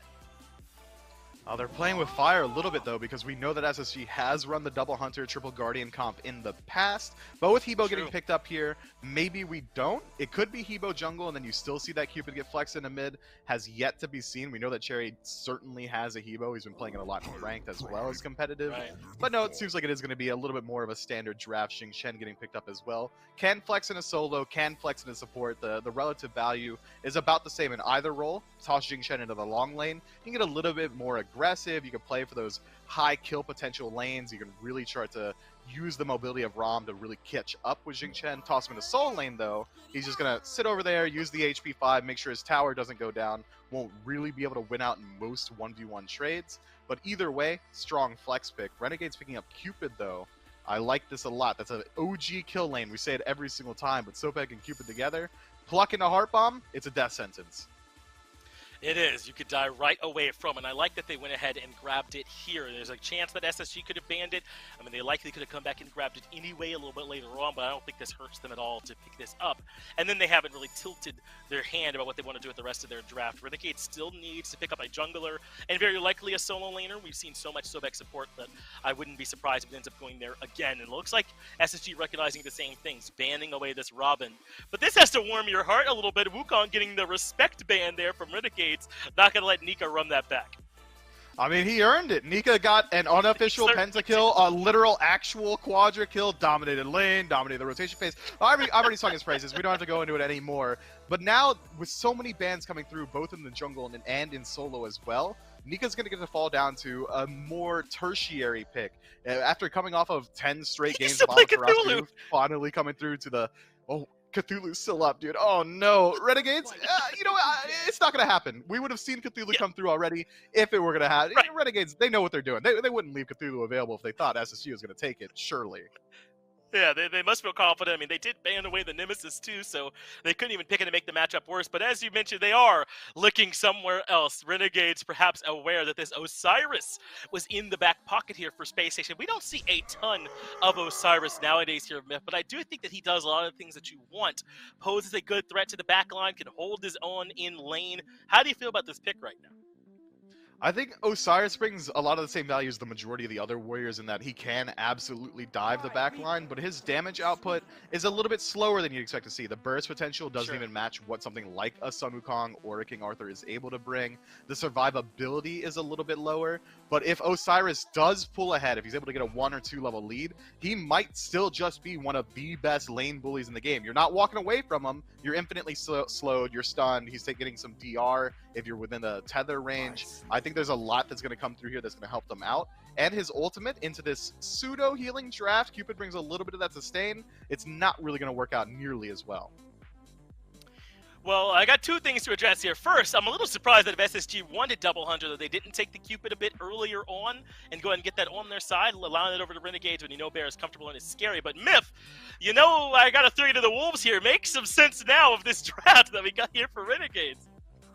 Yeah, Renegades, they're running a couple of gods, like 5 deities from separate pantheons to really Voltron together and win a game. This Fenrir pick, man, it's worrying. We saw it get picked into Hebo before by Scream, but it didn't really camp out the Hebo. I think even then, with the matchup being likely Hebo going into the jungle, he's not even really going to have a very easy time locking down the Hebo. This Fenrir pick, it just doesn't feel good, does it? It doesn't set up that much. The best CC you have is locked into your ultimate, which can be very easily immuned out by beads. He's very volatile, falls behind, can very easily just lose you a game from there. But he's flanked by some pretty strong picks. If he does decide to go for that Fenrir Bruiser build, match it up with an Erlang Shen and a Sobek diving the backline, you can certainly run amok a bit, but there has to be some better picks in the back pocket. Seems odd, but Renegades earned some respect maybe with that 2-0 up against Ghost. They have a chance to show us how it can work. Game number 2, get it down to Dolson and Gore. It is time to Ragnarok and roll for SOT out of the solo lane, Gore. Fenrir, we've seen, now this is the second time in phase number 2 we're going to see the Fenrir. For SOT, it'll be the first time. Set the bar for me. What are realistic expectations for what we see out of this Fenrir? I think the desk raises a great point. The ult can be beadsed out, does some great damage. Brutalize obviously good. Where are your expectations lying for SOT on this Fenrir? All right, so I'm going to highlight this with numbers. Fenrir's been picked, like you said, this is the second time in phase 2, but a few times over the year now. And he has a 0% win rate through all of that. Oh, no. Whereas Amuzen Cobb has been picked, I think, 6 times, I believe, just this phase, and has a 100% win rate. One of those. So I leave to you what you will with those numbers. It is not going well for one and going exceedingly well for the other. Maybe it's time for an Amuzen Cobb loss. But unless SOT comes into these fights, either is making some sick rotations early on or is coming into the fights later with a deadly intent to the backline to one of the hunters, I would maybe put more aggression on. Amuzen Cobb as well as Rom going to have difficulty getting away from him. I think he's not going to feel that crazy impact. But there's also something to be said of the fact that he's good for chasing down Hebo. He's good for chasing down those hunters. And his damage is solid. He works well in that kind of bruise area. It's why we used to see Fenrir as a pseudo-support, especially when assassin supports were a big thing. So there's hope in my heart for the Renegades here. But I also think there's a lot of numbers playing against them. It's Rom, it's Amuzen Cobb, it's Hebo, it's the Xing Shen, all making me worried for them. And that is brutal from Jake. Actually dashes in, finds the pluck, immediately beads out by Vote. And it's Jake that's left with less HP than the rest of his lane counterparts. So, tough start there. Jake, though, the Sobek kind of meshes with that playstyle pretty well. So I have big things, or big hopes rather, for Jake here this game for the Renegades, able to set up some good fights. But I wonder now how this lane is going to go between SOT and Nika. We've talked about kind of Fenrir as the individual. We've not seen Osiris all that much, Gore. Phase 1, definitely a lot more Osiris. How do you think that lane looks pressure-wise? Honestly, I really like the Osiris here. I think very similar to what we saw out of some of the other warriors. And I'm actually going to harken him maybe a little closer to Robin from what we saw at Cherio last game. I just think Osiris is good at chasing people down. I mean, what was Venenu able to do last game? At least in the early portions of it, he could skirt away from them. No dash, no leap. He just walked away with his shielding, with his polymorph. And Osiris is really good at not letting you do that. Unless you have some distinct disengage, he's going to slow you down until you're matched with him, or he's just going to jump on you, and then all of a sudden your healing's gone, and he's going to start trying to rip you to shreds. I think that comes into play against Venenu, but I think it'll work well either forcing the dash out of Lasbra and Bara, or chasing them after they're able to use their dash on Lasbra and Bara, as well as maybe deal with Jake and SOT. It just feels like it's a niche pick, but again, for Nika, I give him anything and he's going to make it look good. Well, still aggressive from Awesome Jake down here. Attempted look at the purple buff invade, but that one will end up falling over towards Vote. Venenu in the mid lane, Gore opting for the same sort of starting route. Gonna wait behind, grab that full, complete set of boots, move into the Warrior's Blessing afterwards. Do you think that provided enough value that warrants Venenu going for the run back? Yeah, I mean, I think he was doing solidly. I think a lot of their early game aggression on Renegades and a lot of their win potential was built around Vin, and I think a lot of it was stripped away late game by the Aphrodite. I actually think that ban opens up a lot of what didn't work for the Renegades late game. I mean, and you know, there were people talking it in chat between games. I think we highlighted a little bit in game 1. But the problem with Aphrodite is partially the healing. But you saw, I mean, pestilences, all of the anti-heal in the world on the side of Renegades that didn't stop it from working. And it's because you have to commit so much. I had counted it and said that they kind of had 7 lives when it came down to it. And it's just that overcommit onto Dardes that caused them to slip up. But you notice 4/5 of the team is the exact same, and that's because without that Aphrodite there, you don't have to overcommit to Dardes. He's on Amu's and Cobb. He's one of the easiest hunters, theoretically, to kill off, even though we haven't seen that consistently so far in Phase 2 every time he's been picked up. Really, by the end of the game there, and you know, it was the late game scaling that we were, of course, concerned about from SSG. Notably, the Sun Wukong, of course, we've talked about ad nauseum for good reason. 10 kills, 0 deaths for Nika out of the solo lane last game. Seemed like Nika was kind of hell-bent on making that happen regardless of the rest of his team, and maybe there's similar carry potential with this Osiris, depending on, you know, what direction you start to go in that build. I mean, the Warrior's Boot's going to provide some good early pressure there for him, and has the capability to deal that type of damage to the backline. What, he dropped down off of his cloud at the end of last game and double killed Venenu and Barracuda? I mean, maybe not the same rotation type, but Nika can do some more of that maybe here in this game on the Osiris. I will repeat it until I see him fail, but I think Nika could quite literally play any warrior in solo lane and make them look good. There maybe is some room for error on something like Horus that does much better with someone around him, but I still have trouble saying he wouldn't do insanely well in the late game with that. Right. And so it is that moment of play where you have to wonder if you have someone that's playing at this level. I mean, you take Wukong, who we've seen in a lot of these games, even when he's doing well, he can barely hit 5 and 0. And all of a sudden, Nika is kind of the driving force behind SSG on that god. It brings into the question, you know, throw out your knowledge of matchups, throw out your knowledge of the god, and just watch what he does, because that's where it's going to come into it. I think Osiris has a lot of potential in this game, but we don't see him a lot, and honestly, there's a good reason we don't see him a lot.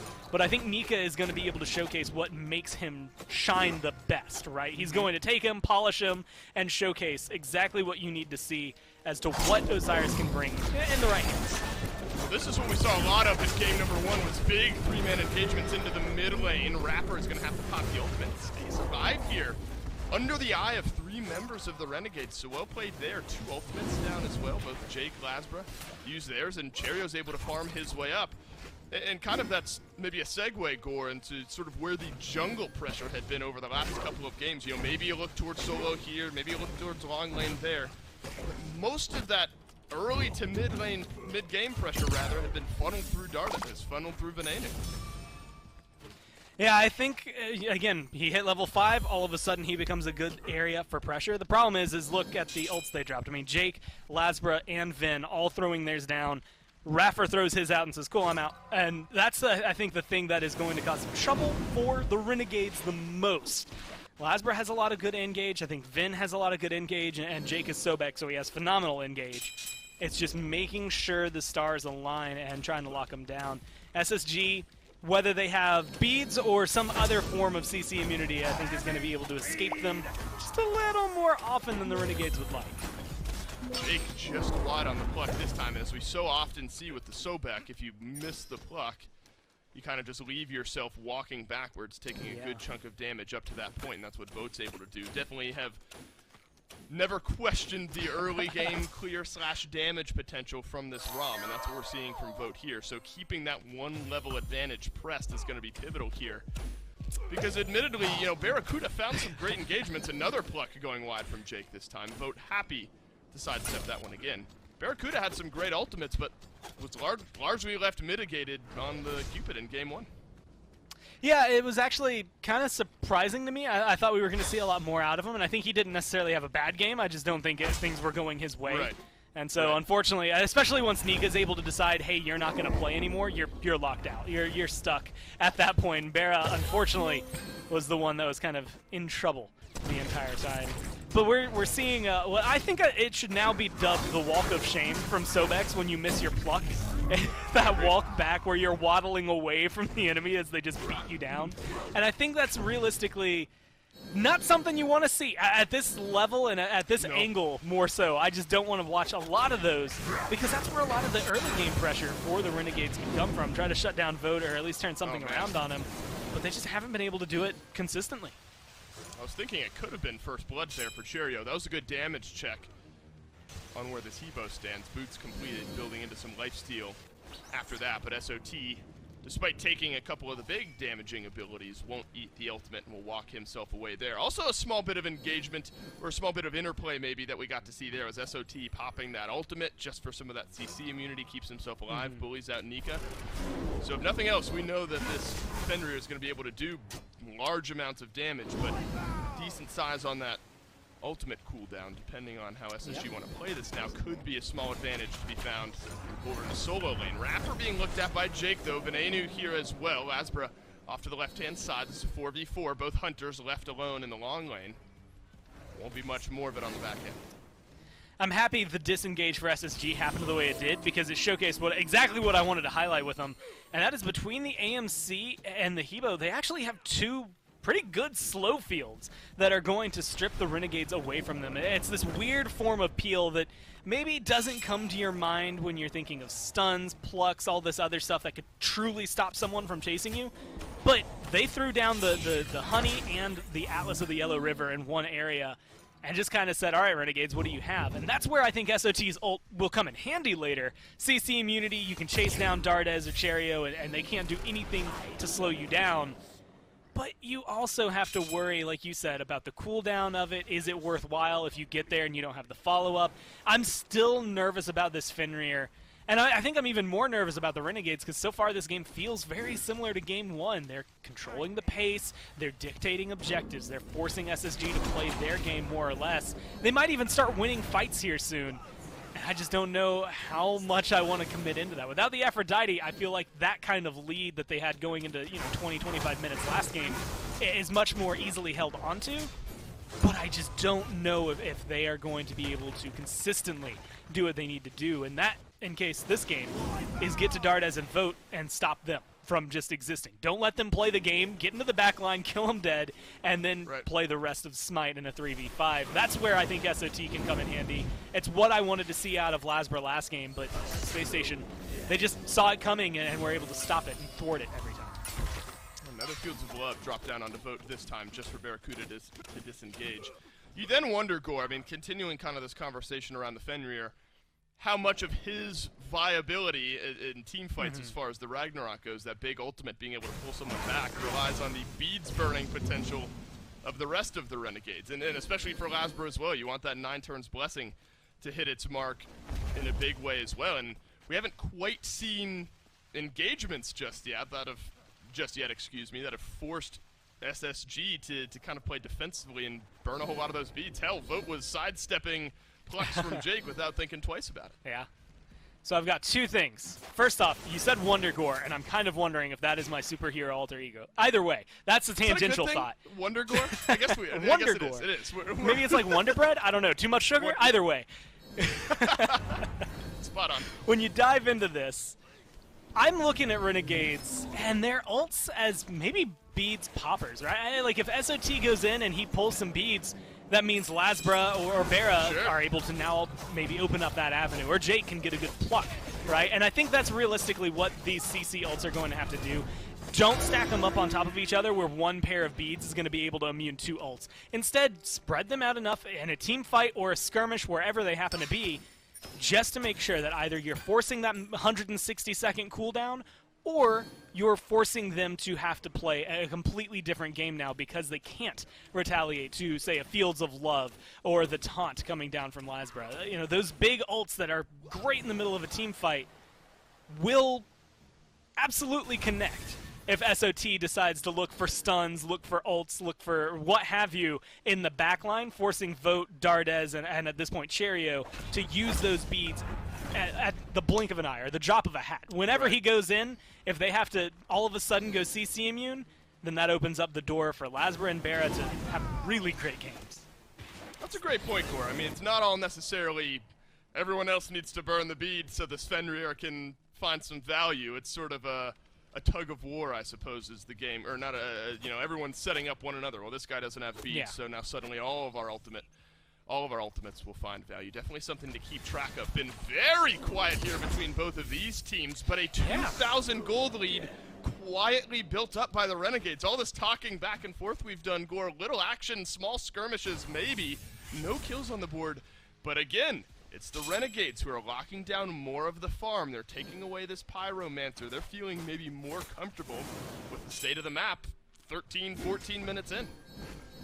Look, I'm timid anytime you're going into a 15-minute, 20-minute, depending on how the next 6 go. Yeah, you got, what, a 78-minute game last week or something?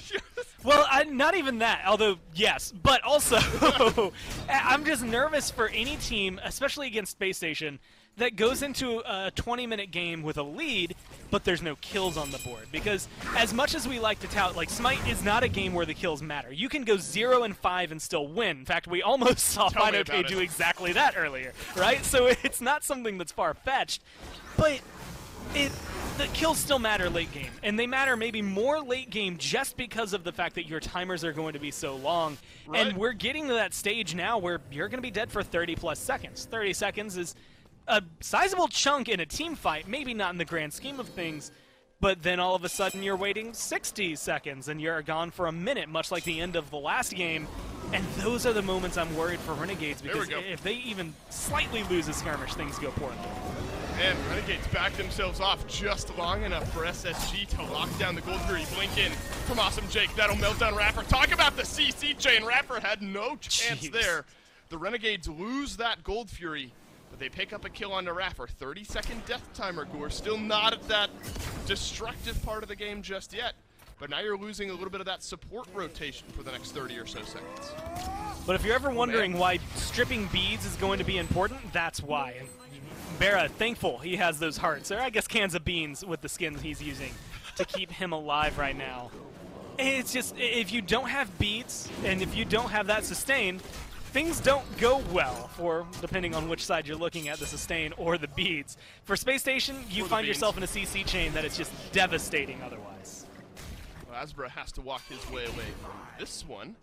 Thorn, or Stinger rather, knocked out by Dardez. Lasbra left at half HP. Cherio left alone with a couple side steps to polymorph from Venenu here. Jake looking to detonate some good damage on the back end. Rapper blinks right back through. Suddenly Venenu, missing a couple of his important cooldowns, has to walk away. Split fight here. What can SOT do on the other side of the engagement? Well, he can get a kill onto Cherio. That's for one. Venenu, look at the shielding, keeps this Hera alive. SOT likely able to get out alive here, will be infected. I'm not sure the tick damage has the legs here, and this one, Nika stays alive, finds the kill over onto Venenu. Gore, this one is split all across the board. 1 for 1, here we go. SOT stayed alive, rotated, and then gets the kill onto Nika. Renegades pick up a couple. I thought SOT was about to die to a buff as well, but he appropriately pulls himself on out of there and makes sure things go well. Vin, that's a 2 for none if Nika's on anybody that's not Osiris, right? I guess it depends on the abilities, the cooldowns, but that came down to his attack chain splash damaging Venenu through Jake. Like, it was no reason that Vin should go down other than Nika playing well. So good, I guess, aggression from him to get the kill in retaliation, but maybe not as worthwhile. The beginning of that fight, roll it back to the Gold Fury. It's a 1 kill for GF. It's not really that worthwhile for Renegades, but they maintain their lead. Now they've maintained that pretty much close to 2,000 gold lead that they have now, just because they pick up those couple of kills afterward. They keep that pressure going. Pyromancer just now respawns, and as long as they don't make any grave mistakes, It's their objective to take away. They can force SSG to play around it. But that's where I'm a little worried. It's, don't make any mistakes. Watch where you're backing. Watch your ward coverage, because that's what gave SSG that Fury for free. No one on Renegades knew it was going on. By the time they got there, it was a little too late. And yeah, you got a cool kill afterward, but it's on to Raffer. Raffer can go 0-7 for all I care, and you still will see SSG win a game. You have to pick the right targets. And now that we're getting to the, fourth item area, you're starting to look towards what are Dardes doing, what's Vote doing, and who on Renegades is going to be the one that locks them down. I mean, you kind of look across the board at these items. Nothing necessarily stands out as far as out of the ordinary. Venenu opting for very similar build path from what we saw in game number 1. Dardes, of course, going to go Transcendence into Brawlers, a little anti-heal on those abilities, so nothing super out of the ordinary for either of these squads here.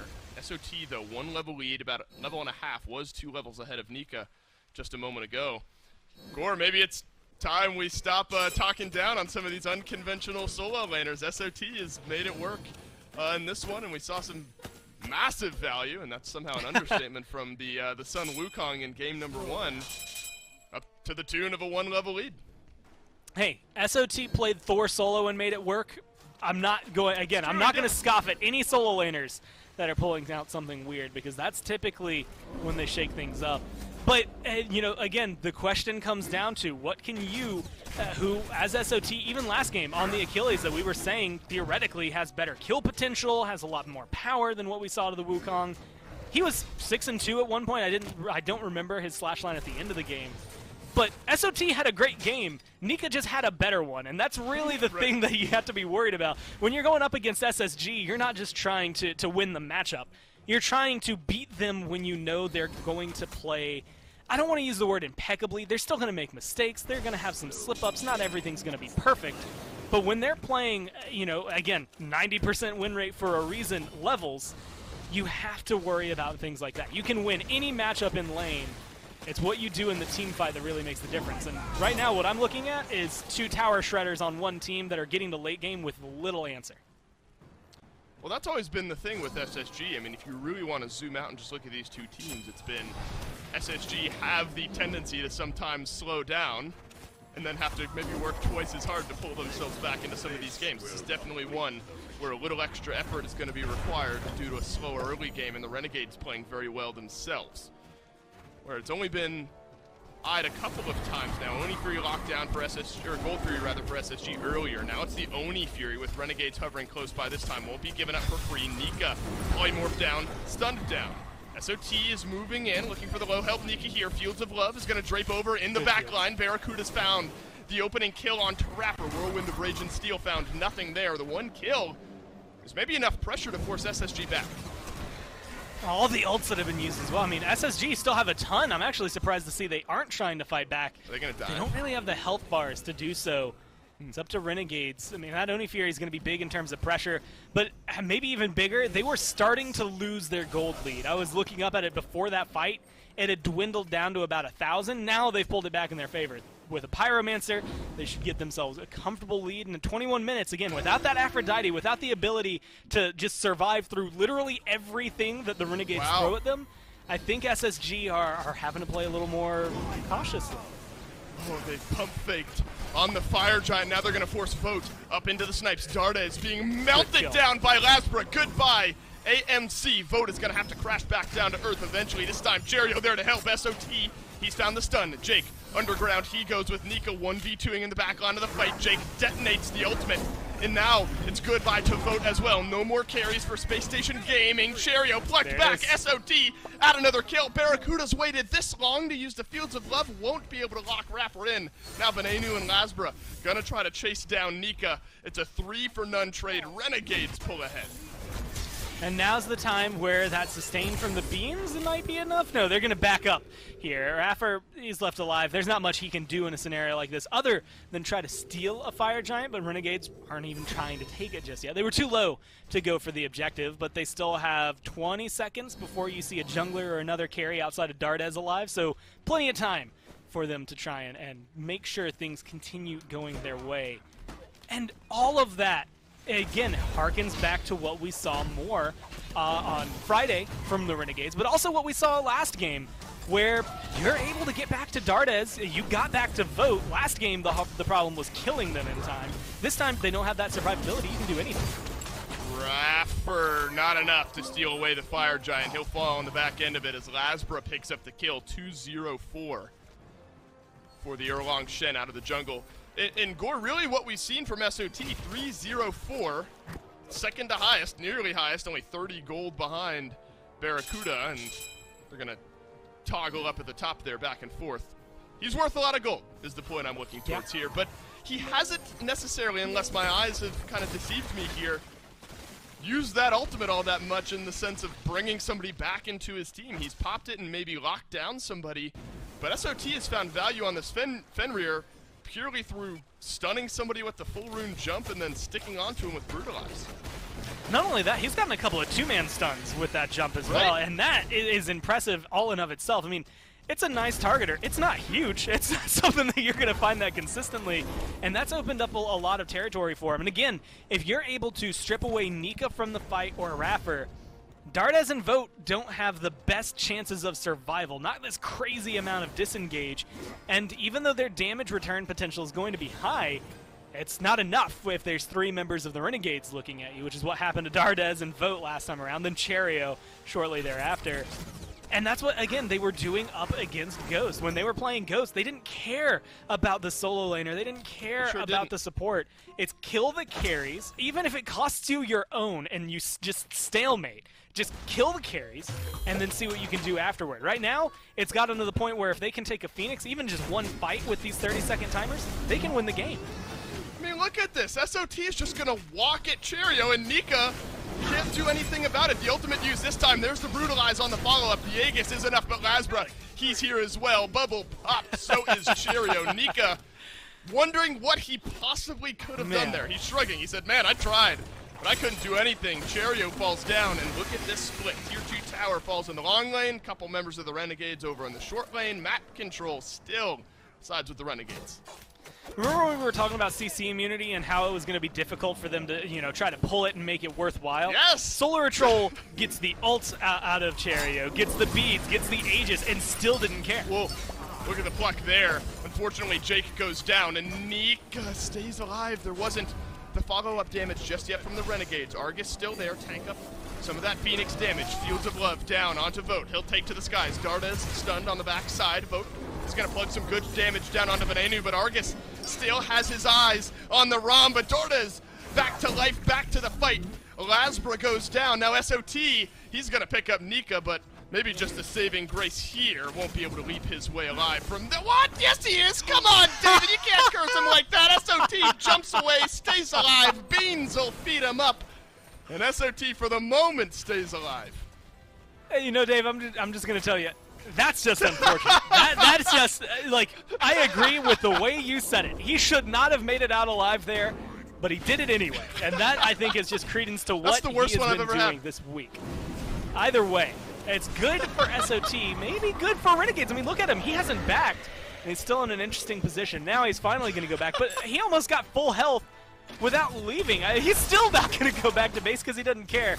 That is the power of Fenrir's lifesteal. Either way, and again, a can of beans coming down from Barracuda every now and then to help him out. But either way, that is just the level of play. I wanted to call that a mistake from Renegades until that moment. They get the Phoenix, and yeah, you lose a couple of people, but oh man, they, Spacestation Gaming tripled their kill count. They're at 3. Ooh, scary. It's not really a lot that you're worried about if you're Renegades here. You get a Phoenix, you keep SOT alive, and now you're in a position, you lose the Fire Giant, but Pyromancer's up. FG's coming up in a second.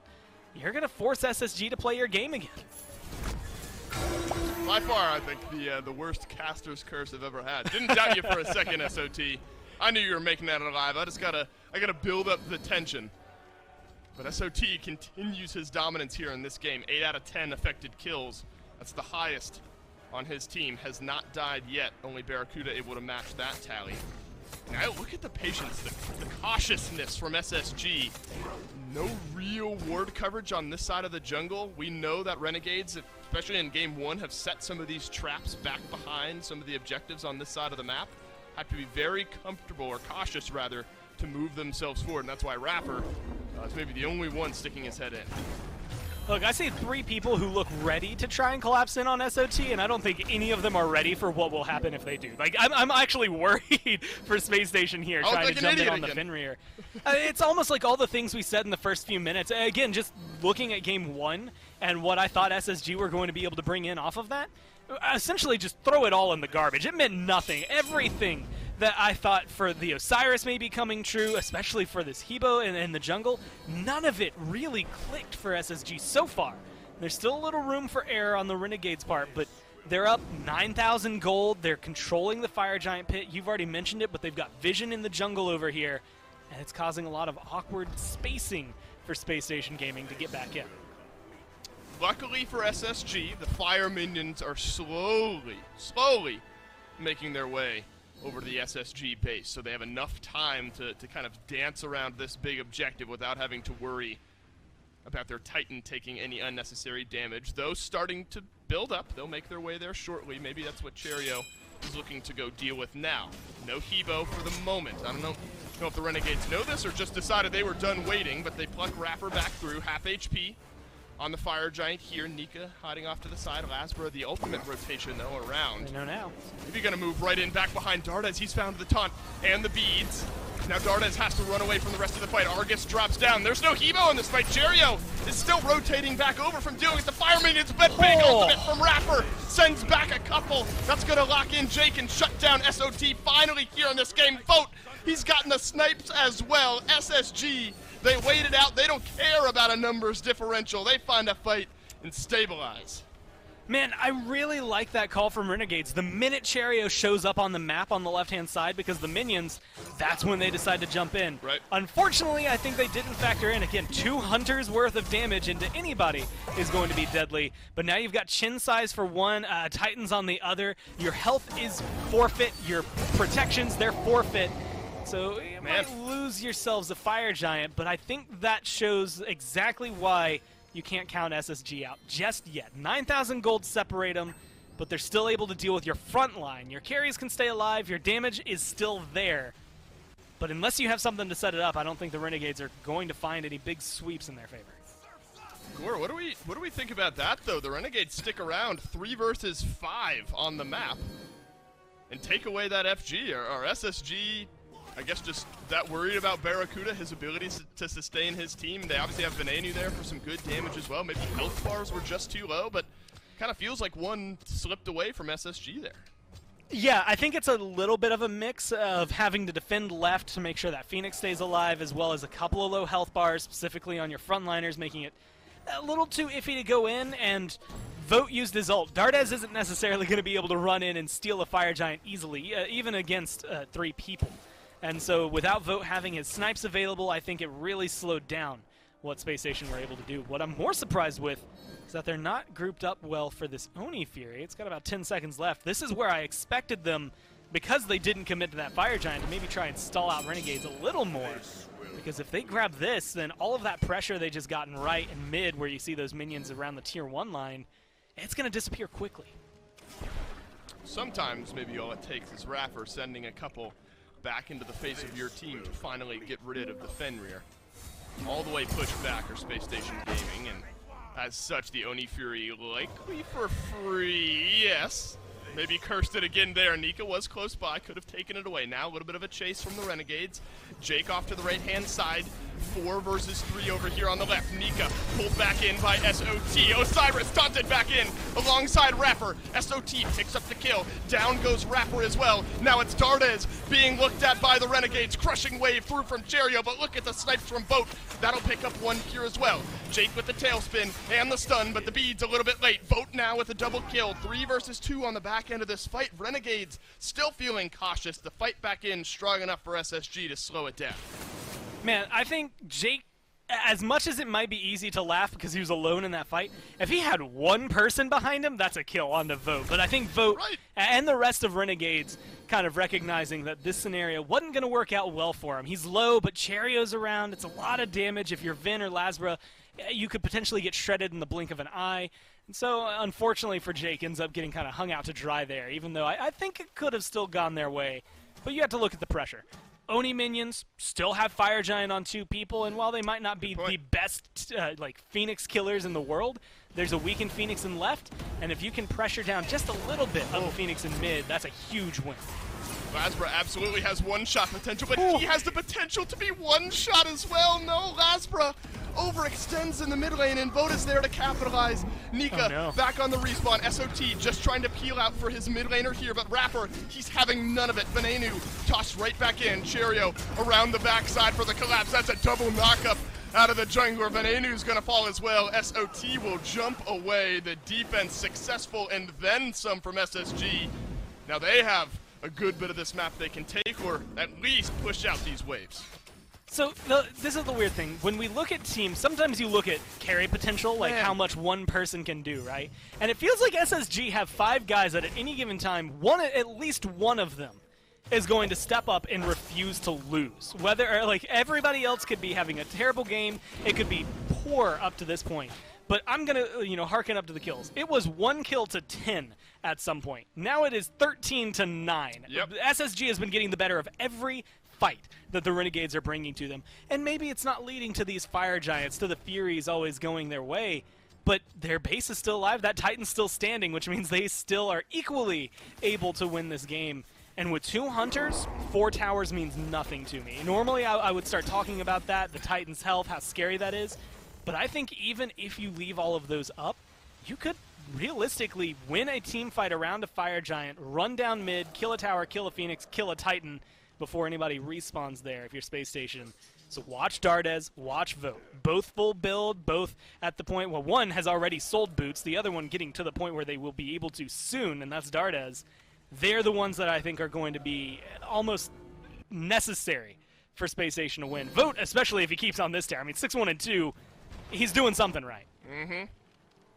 Yeah, this one, Renegades completely in control.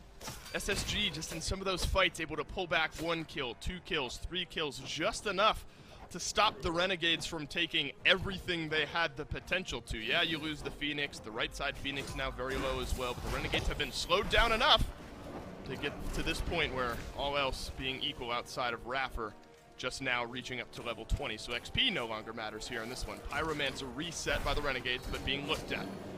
This fight feeling like could be the one way or another that finally swings the game. Renegades have been in control up to this point. Rapper silenced out. SOT looking for the engagement.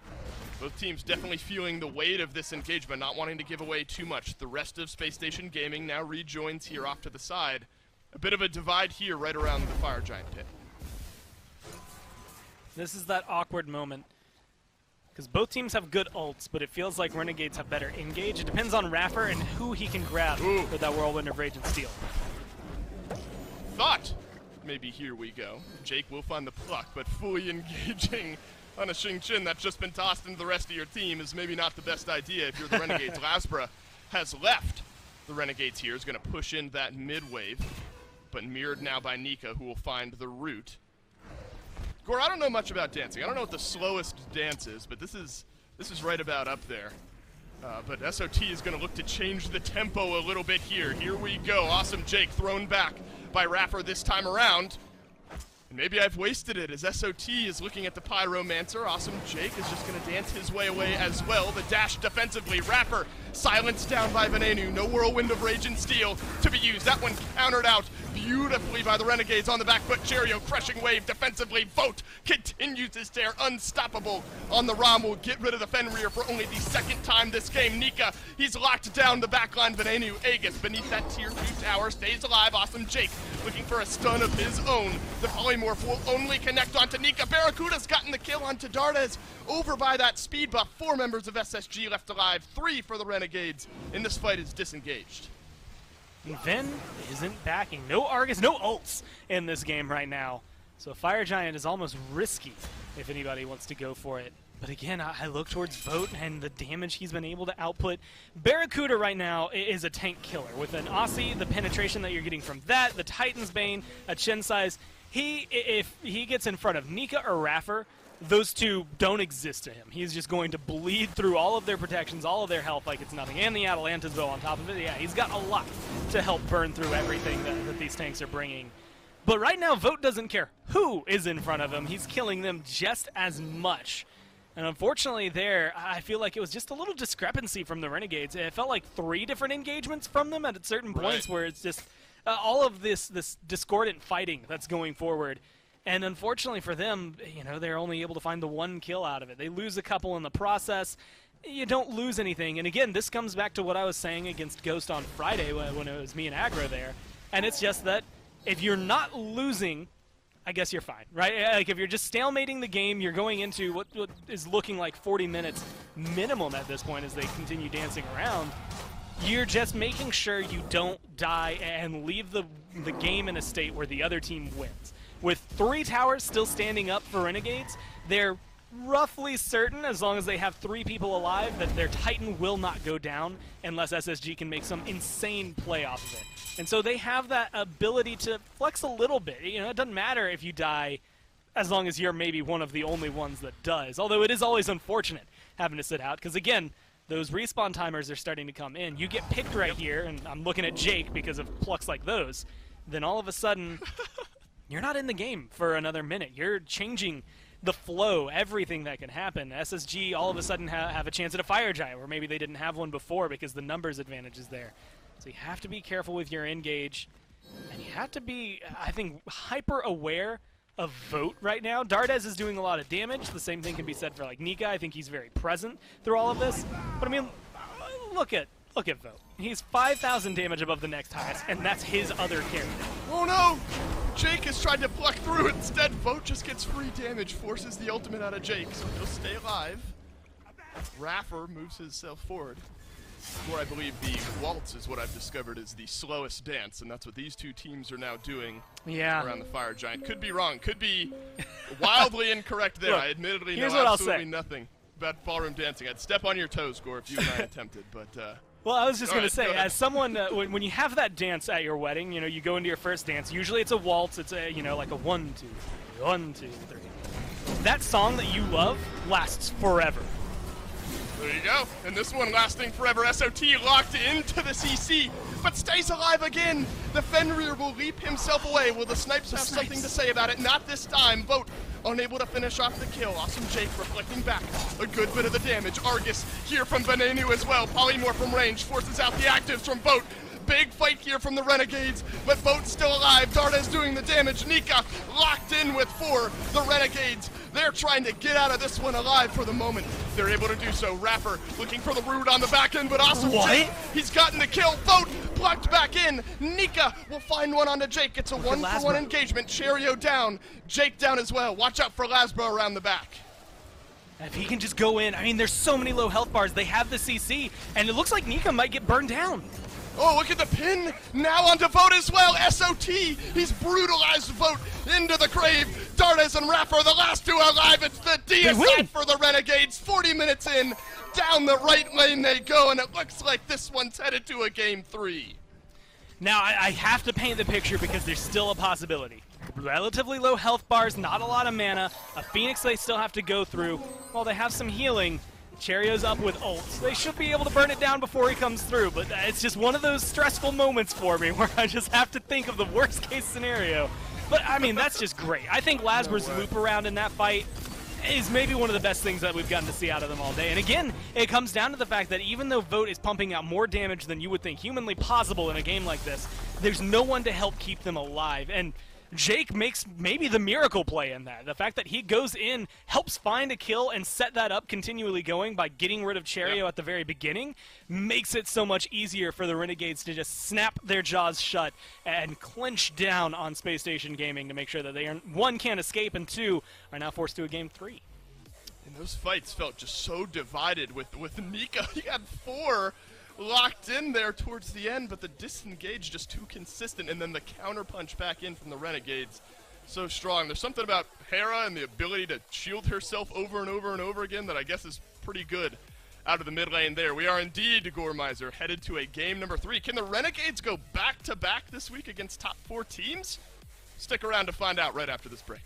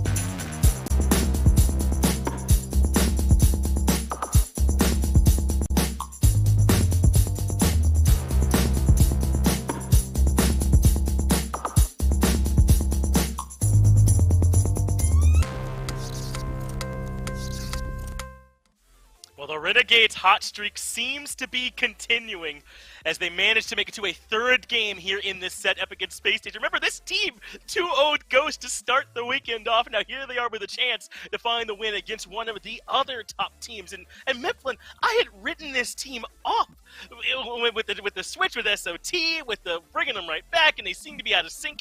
They're right back here, clearly competitive. Yeah, I gotta start this off, Finch. Let me first issue a public apology to all the Fenrir lovers in the chat. I'll never doubt him again. SOT absolutely popped off on this pick, not only dominating lane, but also out-rotating Nika to every single team fight, making Cherio's life a living hell. There was not a single point, I think, where Cherio was allowed to use his ult aggressively, constantly getting chased down by the Fenrir. There's so much here that works out for the Renegades, and it really seems like they have gotten back into form. They're working cohesively as a team. Ben does a ton of damage on this Hera. Fantastic play in the backline despite getting dove constantly. It's looking like they really are trying to figure out their identity, and it's coming through in a big way. I think it's huge to them that Ven looked that good on the Hera, because we thought it was just sort of a ban pick, right? Keep this away from Dardes. And it is, but it also is turning into just a strong pick in its own right for them. This Hera in the mid lane for Ven, and then SOT proving that the Fenrir worked. I mean, you and I both were kind of scratching our heads when this pick got locked in. We've seen it struggle to do what it's supposed to do, to have the counter matchup into the Hob wall, but it absolutely showed up here, and it wasn't just its kill potential. He was showing great survivability on this Fenrir as well. They were struggling, SSG were, to lock him down at times, to be able to complete kills. He had the escape near the Phoenix, he had some escapes here near the FG. They just could not all in him, and it gave him a chance to come back and find a way to punch them on the backside of it. Renegades are looking like a legit contender right now. I'm not getting ahead of myself. I'm not pronouncing them in the top 4, but you certainly cannot overlook this squad. Yeah, especially considering the past previous weeks, just 2-3 weeks ago, they were really struggling even against the lower seeded teams. They took a pretty punishing loss up against Obey, and then they immediately turned it around off of benching SOTs just for 1 week and then immediately bringing them back. I mean, all of that, when you just read it on paper, it sounds like a recipe for disaster, but instead it really does 180 the entire team. It looks like they've come back with fresh mentalities. Even Barracuda's looking better. That Cupid pick works out incredibly well. The Fields of Love was held for a very long time in every single team fight, but when he did finally decide to drop it, he's hitting 2 or 3 members. Every individual piece is really starting to come together here, and they're competing with the best team in the league right now.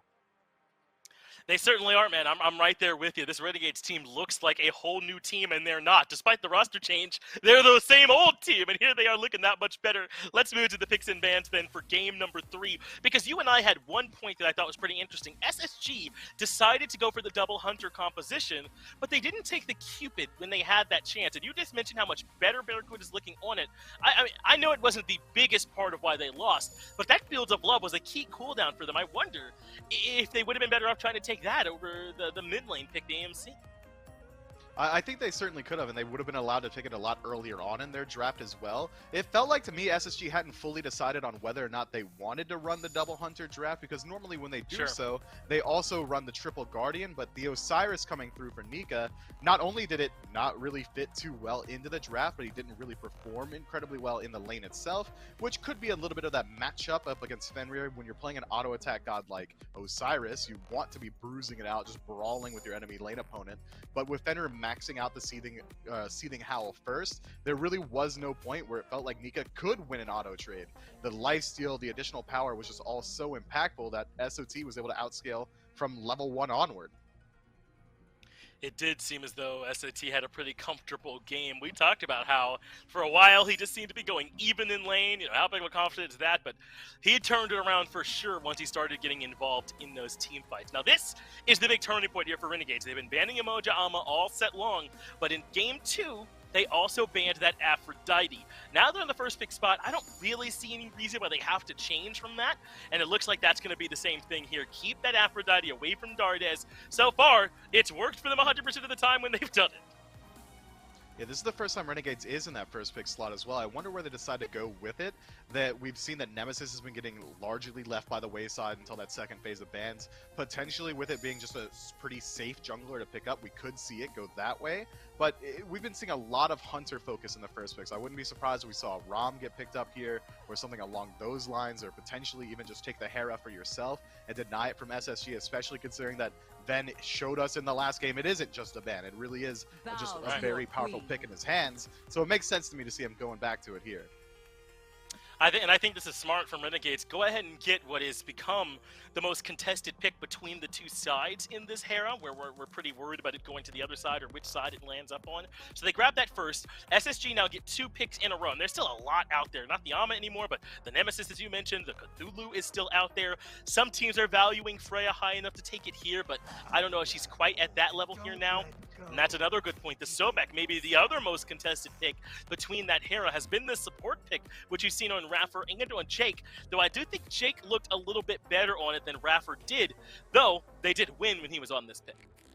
Yeah, I think Jake did have a better performance overall, but that god is so insanely strong in its own right that I think it's worth taking up in that first slot. Match it up with a Rom in the long lane, you should very easily get at least a smidgen of kill pressure, plenty of lane pressure in of itself, but now it's on Renegades to see if they want to go ahead and take the Cupid here in this phase. Imagining if they don't take it, we'll likely see it get banned out. But it's so interesting to see Nemesis just really not even get priority from either team this entire set, especially considering that just about every single other team in the league is taking it first pick if they're given the chance, or at least second pick. I like this from Barracuda. Go back to the Cupid, get back on that team fight-centric composition, make sure that Fields of Love is available to burn out some beads set up for the rest of your team. He looked good on this pick, and the matchup's just fine into Rom. It certainly is. We've seen this matchup go either direction, so it's not as if you're coming into this one and losing right out the gate, or even necessarily running away with it right out the gate. So now the Xing Chen coming through here for Renegades, and we've seen this be a bit of a flex pick, right? You can run it support or solo and get relative value out of it in both of those positions. So Renegades right now locking in a decent team fighting comp here with the Fields of Love, with Argus, with the Whirlwind of Rage and Steel, into a comp here from SSG that's gonna be hard to lock down. Run, go up to the sky, Sobek can go into the water, Sobek or Sun Wukong go up into the sky. Hard to kill this SSG comp. It is. I love this Sun Wukong pick, man. I can only continue to sing its praises because of what it brings to that laning phase. You're essentially allowed to be left alone on an island because there's just about no one in the game that's going to be able to 1v1 a Sun Wukong consistently. The Somersault Cloud, such a valuable escape tool. The ability to rotate out of lane is going to come very early on. If Soul Eater gets picked up, his sustain and damage output is going to be pretty high at that second item slot. I like what we're seeing from SSG's draft. I think it's fair to say that this Xing Shen for Renegades is likely just going to go into the support role. It's been a little while since we've seen him go into the solo, and with Cupid, that's a ton of kill pressure. You see the Sky Hook immediately into a Heart Bomb. Even Rom with a rollout is going to be very easy to chase down on the tail end once that stun comes through. So far, both teams have a very strong 3-pick core here, but I would like to see some pressure come out of Renegades' jungler. Look at that Respect Finrir ban, though, from SSG. Not gonna let SOT run that one back again, as well as banning the Erlong Shen from Lazar. I like this from Spacestation, showing a lot of respect to that Game 2 victory for Renegades by getting rid of those same picks they had. And now here, perhaps they get to talk about the waltz for a real good reason here this time. Having some fun with Dave and Gore on that one. Chang'e gonna be coming through for SSG.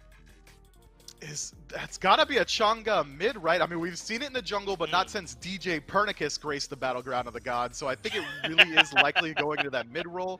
There's gonna be some decent anti-heal once the team fight phase rolls around. Name another 5-second stun in the game, you can't do it. It's only gonna be Chang'e's ultimate. I think the anti-heal in particular is gonna be pretty potent into the Cupid, into the HP 5 coming out from the Xing Shen. The survivability, especially now that Susanoo's been picked up as well, is gonna be a huge boon. The second ability, Moonlight Waltz, is going to be able to completely immune the pullback or even the Typhoon ultimate. Xing Chen's going to have a very hard time locking it down, but Ratatasker getting picked up as well. SOT likes weird picks, man. So you think that this is the Ratatasker solo? I mean, it certainly could be, right? We've seen Rat build tank, we've seen him build sustain. He's got good options with those acorns. There's just no way Susanoo goes over to solo, though I believe he's seen it once or twice somewhere out there before, so wouldn't be completely out of nowhere. Yeah, I think it most likely is going to be Ratatasker solo, just because there's those tanky acorns you can pick up, or even just the acorns that give you additional sustain. But with SOT in the game, he's got that same energy as Awesome Jake 408, and that when there's a pick on the Renegades, you could just guess it's going to go somewhere, and you might just be right. Susano solo is going to have a much harder matchup in the Sun Wukong than Ratatasker would, which is making me lean towards it going into the jungle. But so far, both drafts incredibly strong, and this Ratatasker solo, if it is solo, and that is an if, is going to bring the same energy that SOT's Thor would. That global ultimate's going to be very impactful into the mid-roll. It might be a little bit harder to find huge impact out of it just because Chang'e should be able to avoid the knockup. But there's so much strength to this draft. If Renegades get off to another fast start, you better believe SOT is going to be all over the map. But this is so much control now from Renegades, right? Polymorph, Fields of Love, the ultimate from Xingqian, the ultimate from Susano, I mean, the ult from Rat. This is a lot of tools that can control the pacing of the team fight, but are you going to be able to hit them on this SSG comp with all their CC immunity in the kit and shielding and survivability and mobility to go alongside it? SSG are picking a comp that's going to be able to move around the map easily. It's going to be hard to lock down up against all this control from Renegades. Hard to know which one comes out on top. It really is. I like this Nemesis finally getting picked up in the set. Last pick, not often you see Nemesis come through at the very last, but it's going to mesh well into what Renegades is bringing here. If Xingqian is initiating every single fight, Nemesis can immediately drop the ultimate and strip away all that defense, and then the damage output from SSG is still nothing to sneeze at. All of a sudden, we have ourselves a Game 3 here between Renegades and Spacestation. It could go either way, so I'll get it down to Dolson and Gore. The Renegades single-handedly bringing us to the brink of what could be the biggest upset weekend we've had so far. Renegades beat Ghost on Friday, Gormizer. Now they have a chance to beat SSG here on Sunday, a team that has struggled here in Phase 2. Now showing us that some recent changes, a step back, then a step back in from SOT seemingly has paid off, and I will not make the same mistake 3 times in a row. Susano in the solo lane. Susano in the solo lane. We didn't know how to feel, about the Wukong. We didn't know how to feel about the Fenrir. Neutral. I feel neutral about the Susano in the solo lane. He can do damage and he can engage, but I admittedly, Gore, I have no data points on Susano out of solo. Man, all I can tell you is we don't see him a lot, and when we do typically see him, at least this year, he's been in the jungle, he's made a splash there, and I'm excited to see what he can bring, because I will say much of what Finch had mentioned, there's a lot of good team fight potential on the Renegades, and I think when they get to late game, where they've been suffering, at least suffered in Game 1, that's going to be their strong suit here. I don't care how SOT does in lane, as long as it goes neutral for him, I'll think he'll be fine, and, again, going with what Mifflin said, it's not going to be easy. I mean, you're up against Wukong. He's going to have enhanced clear on you. That cudgel is just going to hit a little harder than the clear you're going to bring.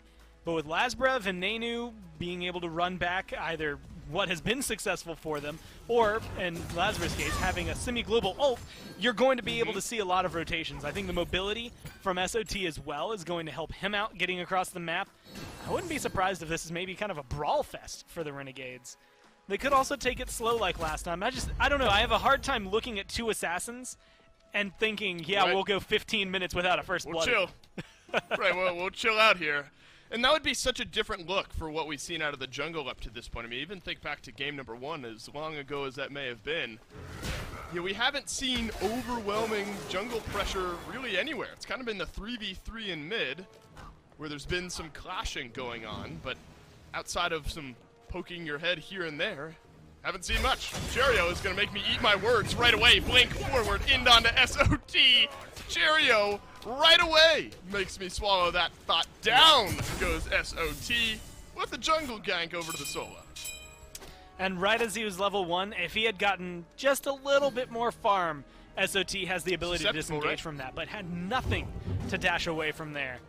And so good on Cherio. I mean, recognize where your strengths are going to come from. Force it to happen. Do not sit on your laurels like last game. And instead try to make the Renegades uncomfortable.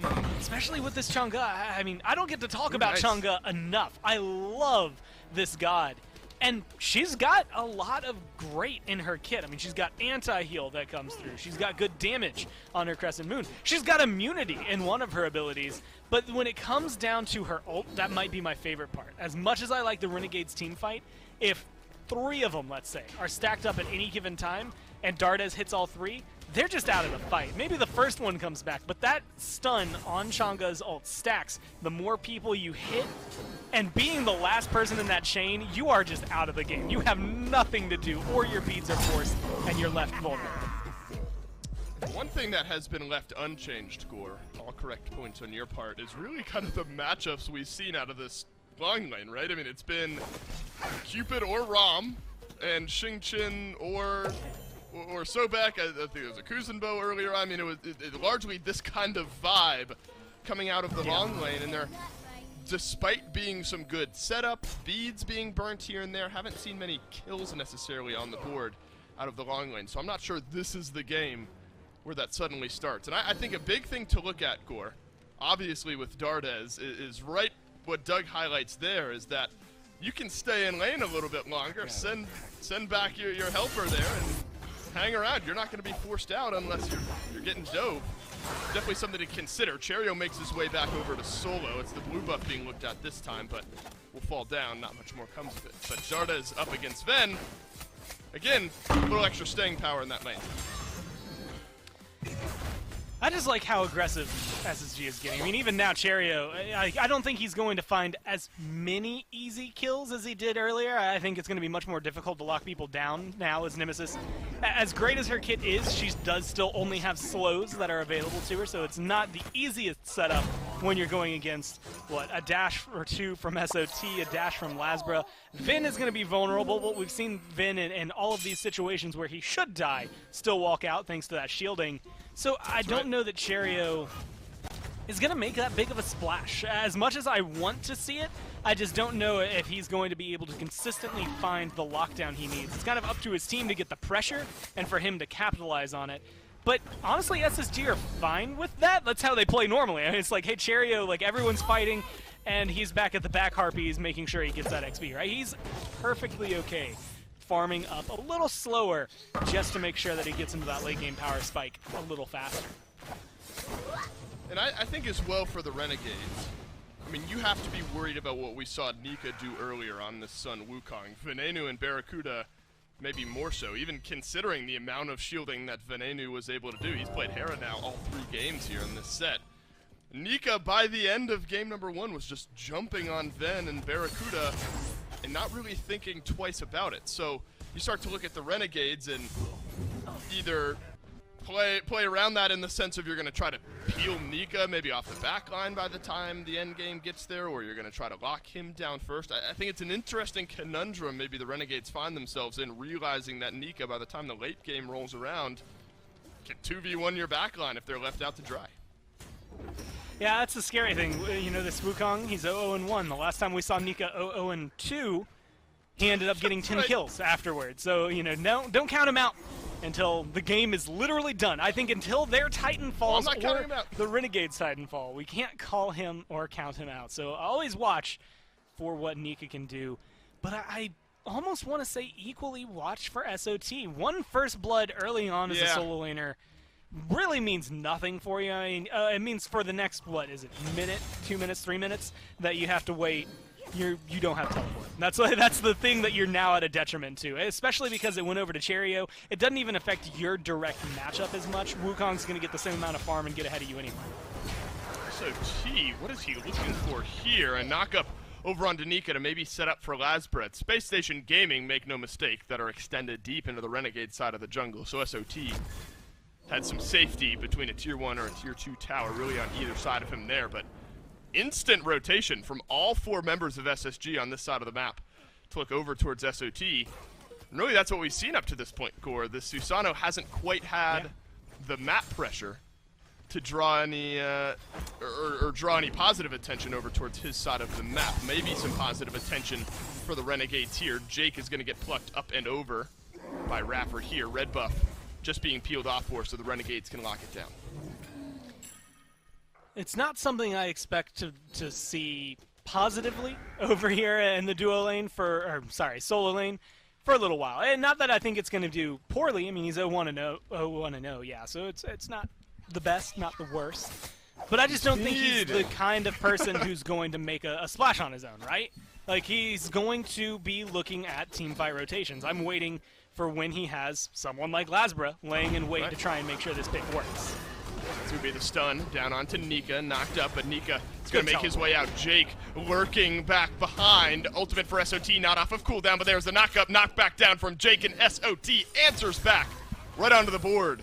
Goes this Susano now. Cherio's going to drop his ultimate. Thinks about blinking in, realizes SOT is disengaged from the fight. Oh, there's the stun from Lasbra. And now Cherio, caught between Tier 1 and Tier 2 tower here, is going to have his dash up shortly, but the tower melting down damage. SOT, what a play to fold Cherio right back in. Now Raffer has to go underground. That'll save his life. But overextension there from the SSG jungler. Definitely works out so heavily in favor of Renegades. I mean, a kill onto Nika, and then a kill onto the guy that got first blood helps equalize things out pretty well over there. Oh! And now they're looking to put that pressure on the vote out of nowhere for Lasbra. I mean, I was looking at Barra as maybe soloing that. I was ready to drop for the kill and everything, but Lasbra's utilizing that ult the best way you can possible, traversing the map quickly and making sure no one on SSG feels safe. Oh my god, SSG are just getting picked out everywhere. Renegades now have 4 kills on the board. Space-Station get the first onto SOT, 2 levels in?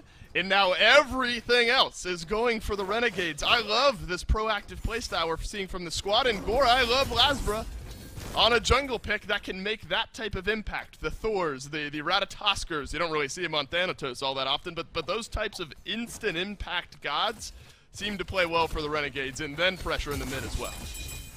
And it's something that we've seen starting to rise up. It was really big at the beginning of the year, Thor specifically. But I think Ratatosker's in a good spot to do exactly this. And more so, I think Lasbra plays like this with the team, and unfortunately for Cherio, looks like he's going to go down one more time.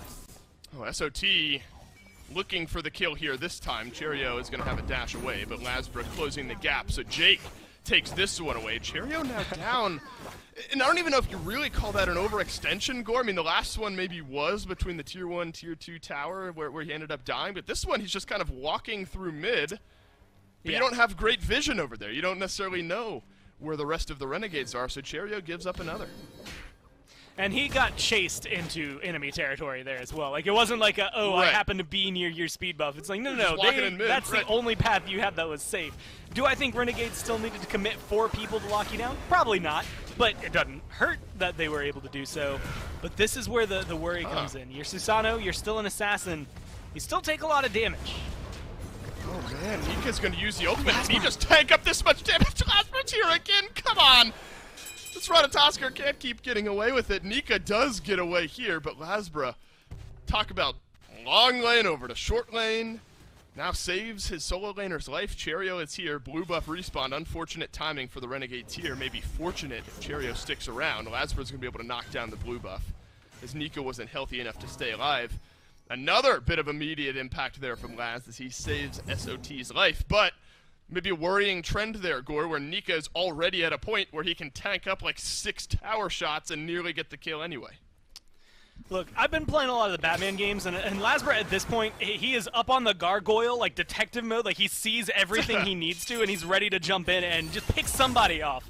And so far, it's been good for him. I mean, it's paying off, and the rotation time has been insane. The fact that I'll look down, right now he's at red buff, I'm going to continually remind myself every like 10 seconds to try and figure out where Lasbra is, because the odds are, especially once his ult comes up, he's going to be halfway across the map by the time I realize where he's moved on to. So watch that being integral to the Renegades keeping this moving forward. And notice where they're putting that pressure. That time, it was Nika to make sure that SOT is safe, but Cherio doesn't have maybe the easiest disengages and escapes. Has 2 dashes, and that's kind of it. Dardez has a good immunity, but other than that, can't really move that fast. Yeah, you get the movement buff from using your abilities, but you're not just outrunning everybody because of those. So all of these things that SSG have, they can only keep you safe for so long. Well, Jake taking big damage here, but actually re-engaging on the fight as Dardez is going to have to back off. Lasbra close by. Doesn't have the ultimate to drop down onto the Chang'e in the mid lane. Cherio's back over here towards solo. Lasbra rotating over as we'd expect through the Cosmos. Will be awaiting shortly, but SOT, I think, smartly this time going to rejoin his jungler. Maybe looking for an engagement, as a couple of the Renegades are going to move over as well, but it looks like nothing more will come of it. Gore, we haven't really gotten to talk much on this Chang'e out of the mid lane. There's been so much fighting happening, but really building towards that Book of Thoth early, looking towards some of that stack, get that damage online. Yeah, I'm wondering when we'll start to see more of Dardes, especially because SSG can't tend to keep picking these fights in the jungle, whether or not they've been going their way. This might be the best spot for a rotation. Yeah, who am I kidding? There's another fight waiting just around the corner. This time it's Jake that gets locked down. One leap is enough. Oh, the disengage from SOT, and Jake gets out alive. Rapper grabs the kill. Dardes will turn around one onto the Ratatosker, but the dash away from SOT to stay alive. Looks like Vote rotating over, has the snipes. Should a target get low enough for him to capitalize on? There's the clap. But Argus now is going to turn his way around, trying to protect Venenu at all costs. Looks like a 1-for-1 is all we've got. I'll be honest, it's not often you see Slice and Dice connect and not really do too much. Do anything. So unfortunate for Cherio, yeah, to be able to go through. I think it might have even not connected. Maybe it was just out of range there, which is just kind of the MO for Venenu. So far this set, it's just been take that one step that you need to. Just be right beside where they're going to be able to lock you down. And then you walk away alive still. And ultimately, trading out your jungler for their support, it's not worthwhile. But notice how much SSG had to commit there in order to maintain that amount of control. I think the fact that the only tower you've lost as Renegades is the solo lane tower, which makes sense, is perfectly fine. I think that you're winning these little skirmishes is fine, but you do have to start worrying about your farm. It's 1,000 gold in favor of SSG. In Game 1 and in Game 2, Renegades were the ones that were controlling it. The fact that you're up 4 kills, but down in gold and slightly behind in experience, means that you need to get a little bit more proactive with where you're putting these kills, because at the beginning of the game they mean almost nothing. It's going to be a little bit of control, but you have to do something with that. Yeah, it's not surprising just yet. I mean, Renegades obviously, as you point out, are driving all of the kill pressure, but SSG have not shied away from really much. Cherio, just as well as Lasbra, has made his way left, right, and center time and time again throughout this map. Gore, I mean, you sensed it out. You said with these two compositions, these guys are going to brawl and skirmish early, and that's exactly what we've seen, but definitely maybe somewhat worrying that the lead hasn't quite built up for the Renegades in the way that they had hoped for. SOT 2 levels down over Nika, maybe the most worrying trend of all, and here's a good show of the damage that the Sun Wukong can do. It's only a Transcendence and a little bit of physical D for SOT, but he'll dash away. And Nika, I wonder if he tower dove a tier 1 tower, why not a tier 2, but without really knowing where the rest of the Renegades are, he'll back off. Well, the rest of the Renegades, they're looking over there at the Fury with the rest of SSG. And so if Solo or Troll stays alive, or at this point, I actually think the best thing he could do, half health, keep Nika preoccupied. Don't let him back, but don't let him kill you. It's a very, very thin line you have to toe. And ideally that opens up something over here on the left-hand side of the map. Unfortunately, no one on either side is able to force anything to happen, even though Jake feels like he smells blood in the water. He just hasn't been able to quite pick up the full scent just yet. And so keeping those solo laners preoccupied, keeping Nika out of the fight as long as possible, that's a win for me no matter what.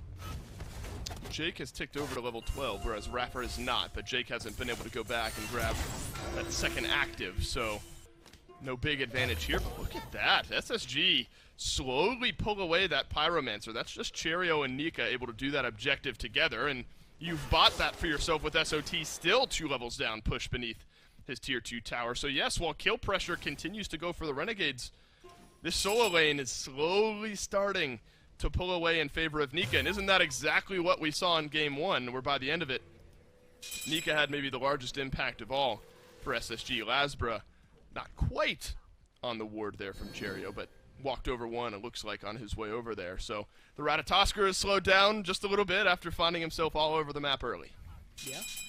Nothing big from either side. I think Renegades, I don't think they heard me, but it feels like they started taking words to heed, right? They recognize that all these kills don't mean much for them because they're not getting the farm to match up with it. But unfortunately, that Pyromancer really starts to tilt things in favor of SSG. About 1,500 gold now, maybe 1,600 as it tilts in their favor from wave to wave. You have to start making sure that they're not getting these objectives. Specifically, that Gold Fury. It's been danced around by both squads. No one's really started it up and committed to it. But right now, when I see Vote and his build, I think SSG have the better chance of shredding it down than what we'll see out of Renegades. Renegades definitely still have team fight potential, so don't get me wrong. A big skirmish, a big engagement, I think benefits them. But when it comes down to maybe sneaking it out from under their nose, Renegades are definitely going to find themselves wondering where exactly Space Station got this lead from in about 3 minutes if they continue up this pace. Well, all of the ward coverage, except now cleared out a little bit by Jake, was for SSG around this Gold Fury. Still nothing immediately on the Gold Fury, so still could be snuck away. Support's been quiet over here in the long lane. Vote, Barracuda, both level 17 apiece. We've seen what both late game carries can do so far in this game. The Fields of Love for Barracuda has been a consistent piece of utility in setting up the rest of his team, though does raise the concern on some of the CC immunity and disengage that SSG have on their side. Or it does seem like we're starting to work our way towards a little bit of an engagement here. Raffer tries to start it off. Barracuda immediately answers back with the beads. Where does Lasber choose to drop down? Lurking up above, won't find the knock-up or any stuns there on the back end of it. SOT still wide up front, but no re-engagement just yet. Unfortunately, I think going ult for ult may be worse off for Lasber because you could just get I'm locked not- down like that. I mean, SOT, blink of an eye, he's gone. He was just still there. The rest of the Renegades had backed off, and SOT was still waiting around the corner. Space Station had vision of him, what I'm assuming was the entire time there, maybe just out of range if he was on the right side of that little hut there. But still, it's the Gold Fury now being looked at by Space Station. Nika silenced out on the back line. Awesome Jake finds his way in. Whirlwind of Rage and Steel. That's going to lock down Raffer, but Barracuda, he's got to leave. He's taken too much damage. It's really Awesome Jake against 4 now. Venenu not able to stay alive. Nika into the back line where we expect this Sun Wukong to be, has picked up a kill now as Awesome Jake will try to disengage. Grabs a stun there and a double root. Barracuda's doing some good damage from the back, but not enough as Raffer grabs the kill, and now SSG are going to take the Fury. You know, sometimes I like to use a lot of fancy words, but sometimes I think you just need to call a spade a spade. SOT loses the Renegades that fight. Like, if he does not die there, if he falls back with the rest of the team, then they have a Susano with an ult, a lot of damage, good and team fight presence that is available to them as just a 5th member, someone to even help heal a little bit for these backliners. But without him, the minute he gets melted, you're in a 4v5, Lasber's ult is already down, and unfortunately there's only so much you can do. And as much as I like Fields of Love and as much as I like Jake on Xing Chen, the two don't necessarily synergize incredibly well if Barra throws down his ult and then Xing Chen looks to throw them out of the ult. It's still good lockdown. I think what the Renegades had there worked as well as it could. I just think if you have your solo laner available to you, and maybe things change. Not necessarily the end of the world for the Renegades, but SSG equal up the kills. It was 6-2 at one point, now it's 6-5. They've already got a 6K gold lead on you. You got to figure something else out. Oh, Vote has to burn the actives, and he burns Lasber down. Dardes was lurking off to just the side there. Barracuda, no ultimate, no actives here. Raffer off to the side, but SSG tipping their hand with both Dardes and Vote heading back to base. It almost seemed like, I mean, I don't want to call it desperation, because maybe not necessarily what the Renegades were feeling there, but kind of, all right, there's potential set up here. Maybe we have to try to make this play, and then Dardes stuffs it. And now I'm even more worried if I'm the Renegades. You push to game 3. You look pretty good in game 1, even though things don't quite go your way. It was really the team fights that started breaking it down. You looked great in game 2. And now the one thing, the main consistency that comes from it is going to be Nika on this Wukong. They just don't have an answer for him. Nothing to shred him down, whereas Vote on the other side is shredding anything and everything that stands in his way, which I think is making it too difficult for the Renegades to win a fight. He's 3 levels ahead. He's just passively melting SOT while also running away. Vote is going to try to find some snipes down on the back end. Will connect for the damage, but no kills. Jake alone here, so Whirlwind of Rage and Steel, despite finding a knockup, won't necessarily find the big team fight engagement. Barracuda now steps too far forward, and Nika makes him pay. Cherio on the chase. Lasbra, no ultimate to escape from this time. There are some beads. SOT is going to try to body block Cherio. He stayed too long this time. The Susano back in the kill column, but elsewhere, there's another kill. Fire Giant being looked at from SSG, and Renegades can't say anything about it. Yeah, there's nothing you can do. SOT is not tanky enough in this kind of loadout to be able to go forward. And even though he has 2 protection items, he can take a little bit of a hit. I just don't know that this is going to be the fight you can win, especially with the lockdown they have and, well, cue it, vote right there. It's just awkward for you, unfortunately. I think Lasmer might have been able to try something with his ult available, but again, too low. At a certain point, you're just throwing bodies onto the pile and hoping something happens. So Renegades, again, maybe making the right call, but really just because their scenario falls so far out of hand that they can't do anything about it.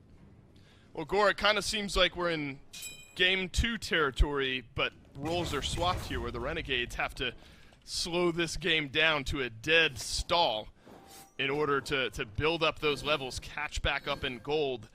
No level discrepancy wider, and this is, the 3rd, 4th time I've harped on it now, than Nika over SOT. 4 levels is the differential on the Sun Wukong to the Susanoo, and it took a tower dive for SOT to get back there in the kill column. Nika, again, proving the worth of the Sun Wukong out of the solo lane. I saw it Game 1, and I didn't necessarily say anything then. Now I'm looking at it Game 2. It's this Ichabal for Barracuda, which I think is simultaneously helpful and hindering him all in one go, right? I think good against Rom can help against Chang'e, really good against Nemesis right now in terms of slowing down their attack speed and giving him a little bit of physical power to bite back with. But otherwise, he's gone Atalanta's Bow and Chins in that area, and I feel like both of those, just as a net benefit for killing Nika right now, would be way more beneficial. So I'm a little curious as to why he's opting for this one over that, when, at least in my eyes, the problem is not any of the people he's dealing with directly. Even though, I'm going to throw him under the bus even further. Last team fight, he dumped, I believe, Fields of Love, forced the ult from Nika, but then he also heart-bombed the clone and didn't have any of the cooldowns to help chase that down. Nika then just plopped on him and killed him. Those are the things that I think I'm just curious about. If you need to kill the solo laner, I feel like you could have an itemization that helps you kill the solo laner. Boy, this is dangerous territory here. 5 versus 4 underneath the right side Phoenix. Fire Giant still a couple of minutes burning away for SSG. These death timers are long enough. You lose enough members of your team here, if you're the Renegades, could just be game over 24 minutes in. 3 for 2 split. Nika Cherio over in the mid lane. Awesome Jake flexing. Back to both sides. Frenzy popped here. Vote doing massive damage to the Phoenix. Jakes rejoins the fight here on the right-hand side. Darda stays alive. Has to burn the actives here. SOT still on the chase. Found the knockup onto Darda's Rapper. He's going to dash his way away here. Vote is going to land back down here, trying to sidestep enough damage. Oh, big knockups there from Rapper. Is that enough to win the rest of the fight for SSG? It sure is, at least for Nika, as down goes SOT. Vote now with a double. Nika has one as well. Awesome Jake, the last one left alive, and it looks like 26 minutes in. SSG are maybe going to win this one. Venenu is still alive, but he's back in the fountain. I mean, you have to figure out what they can do. This Phoenix is going down. They've got minions, Dave. There's only so much a Hera can do, and without Argus, it's vastly limited. Again, I just think it comes down to Nika's performance, and this one it's 4-1-5, Votes 5-1-5. You kind of get the best of game 1 and the best there of game number 2 all coming together to really just be a detriment to the Renegades. I think it's unfortunate for them that it ends up coming out that way. Game 2 looks so stellar, and their set against Ghost looks so great. But when you let Vote get a pick that he's been doing perfectly well on these last games, even losing in game 2 looked good on that ADC on Rom, and you get Nika back on the thing that he literally quadra-killed you with 2 games ago, you're probably in a state where you need to worry about the Wukong. When you look at that last fight, I misplay thinking that Venenu is dead, but really he just wasn't allowed to participate in the fight. He dropped down the Argus and had to leave because of the rest of the dive from SSG. It looked like for a moment there the Renegades had found a good fight, but big-time setup from Rapper and the rest of the squad was enough to lock this one down. Better looks from the Renegades this weekend. They take down Ghost and go to 3 against SSG, but SSG ultimately come out on top. We're going to take one final quick break, go back to the desk to round out the day.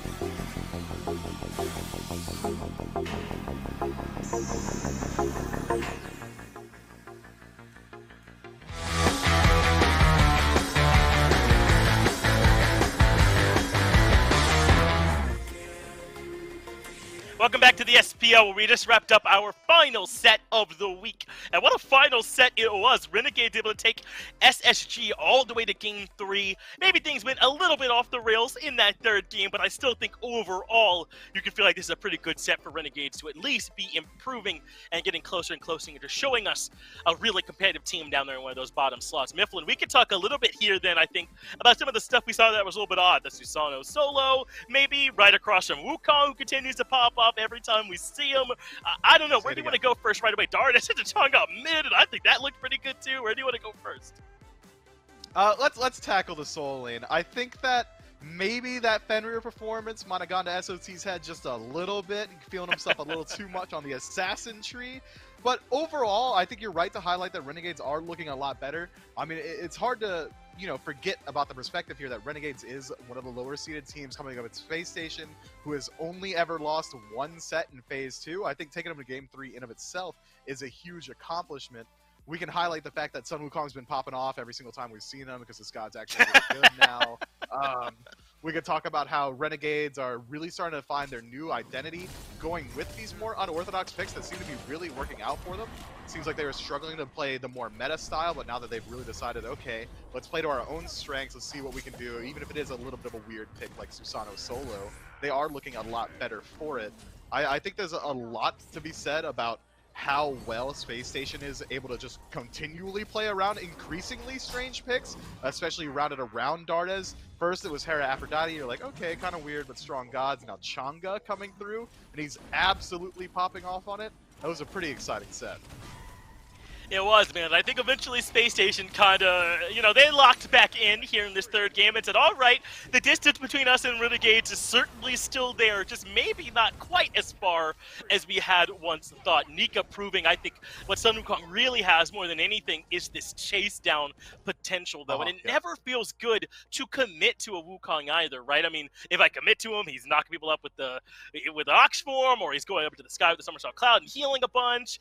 It just feels as though it's hard to commit to him, and he has this chase down potential to commit to you, and he really poses so many different problems. I think we're going to be seeing a lot more of this Wukong before we see less of him. Mifflin slowly pulling me over to the dark side, so to speak. But somebody knows a lot about the dark side. That's not fair. Raffer's not on the dark side. Raffer is the one standing by with the post-game interview.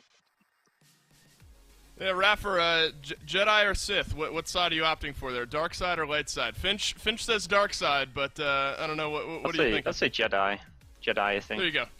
All right, light side for Raffer. So Finch, you're totally wrong here. Raffer, let's zoom back in on the set you guys had up against the Renegades. You guys win Game 1, lose Game 2, and then very convincingly here in Game 3. I want to look at the Renegades, though. They were able to beat Ghost on Friday. Were you at all surprised with the level that the Renegades brought to you guys here in this matchup? Yeah, they definitely turned it up. They played really well. I feel like they focused me hard in Game 1 and Game 2. It went well for them, and yeah, I ended up really stressed by Game 2. Ended up pulling all my hair out, as you can see, and that's right. By Game 3, I kind of knew what I was doing, so I feel like I had their number on Game 3. It was my team trolling instead, feeding.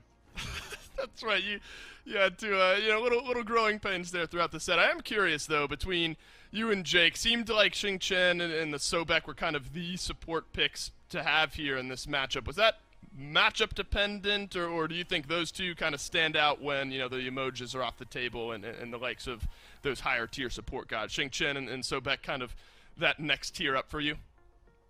I feel like any support is viable right now in Guardian. Like, right. You get the some players playing Kabrakan. Like me personally, I don't like that, but they've showcased it can work for their playstyle. I obviously have my own playstyle. But yeah, just literally any Guardian can work, and a couple of warriors too. Like, you have the Achilles, and probably even see like the Wukong and stuff too. But I'll just leave that to Nika, I think. That's right. Well, speaking of Nika, kind of final thoughts here. The solo lane meta in this matchup was interesting, to say the least, to kind of follow along with. Notably, the Fenrir and the Susano. Is that something you guys at all expected to be going up against? And what's kind of the conversation going on behind the scenes when you see a Fenrir locked in, when you see a Susano hovering over there in the solo lane? What's kind of that thought process like? I mean, I'm friends with Solo Patrol. He said he had a spicy pick lined up, and when he put out the Fenrir, I was like, well, we'll see how he does. I was like, damn, that was a spicy pick. He did well, and yeah, he kind of disappointed me with Game 3. Like, who was that? Who was that Susano player, man? So I put him in the coffin. That's right, had to do it. Well, Raffer, congrats, the 2-1 win for you guys here. A great weekend for SSG, to be sure. You guys are going to take, or really the whole SPL is going to take a week off, and then when you're back, a matchup against Ghost. So I'm very excited to see that one go back. But congratulations nonetheless. That's all we've got for you here with SSG against the Renegades. So we'll go back to the desk to round out the weekend. Thank you, Dave, for talking to Raffer the Jedi. Perhaps it was a mind trick that got Aphrodite through back in that very first game. Either way, though, Space Station should be feeling real good right about now. Everyone else is looking up at the Mifflin. Glad you appreciated that joke.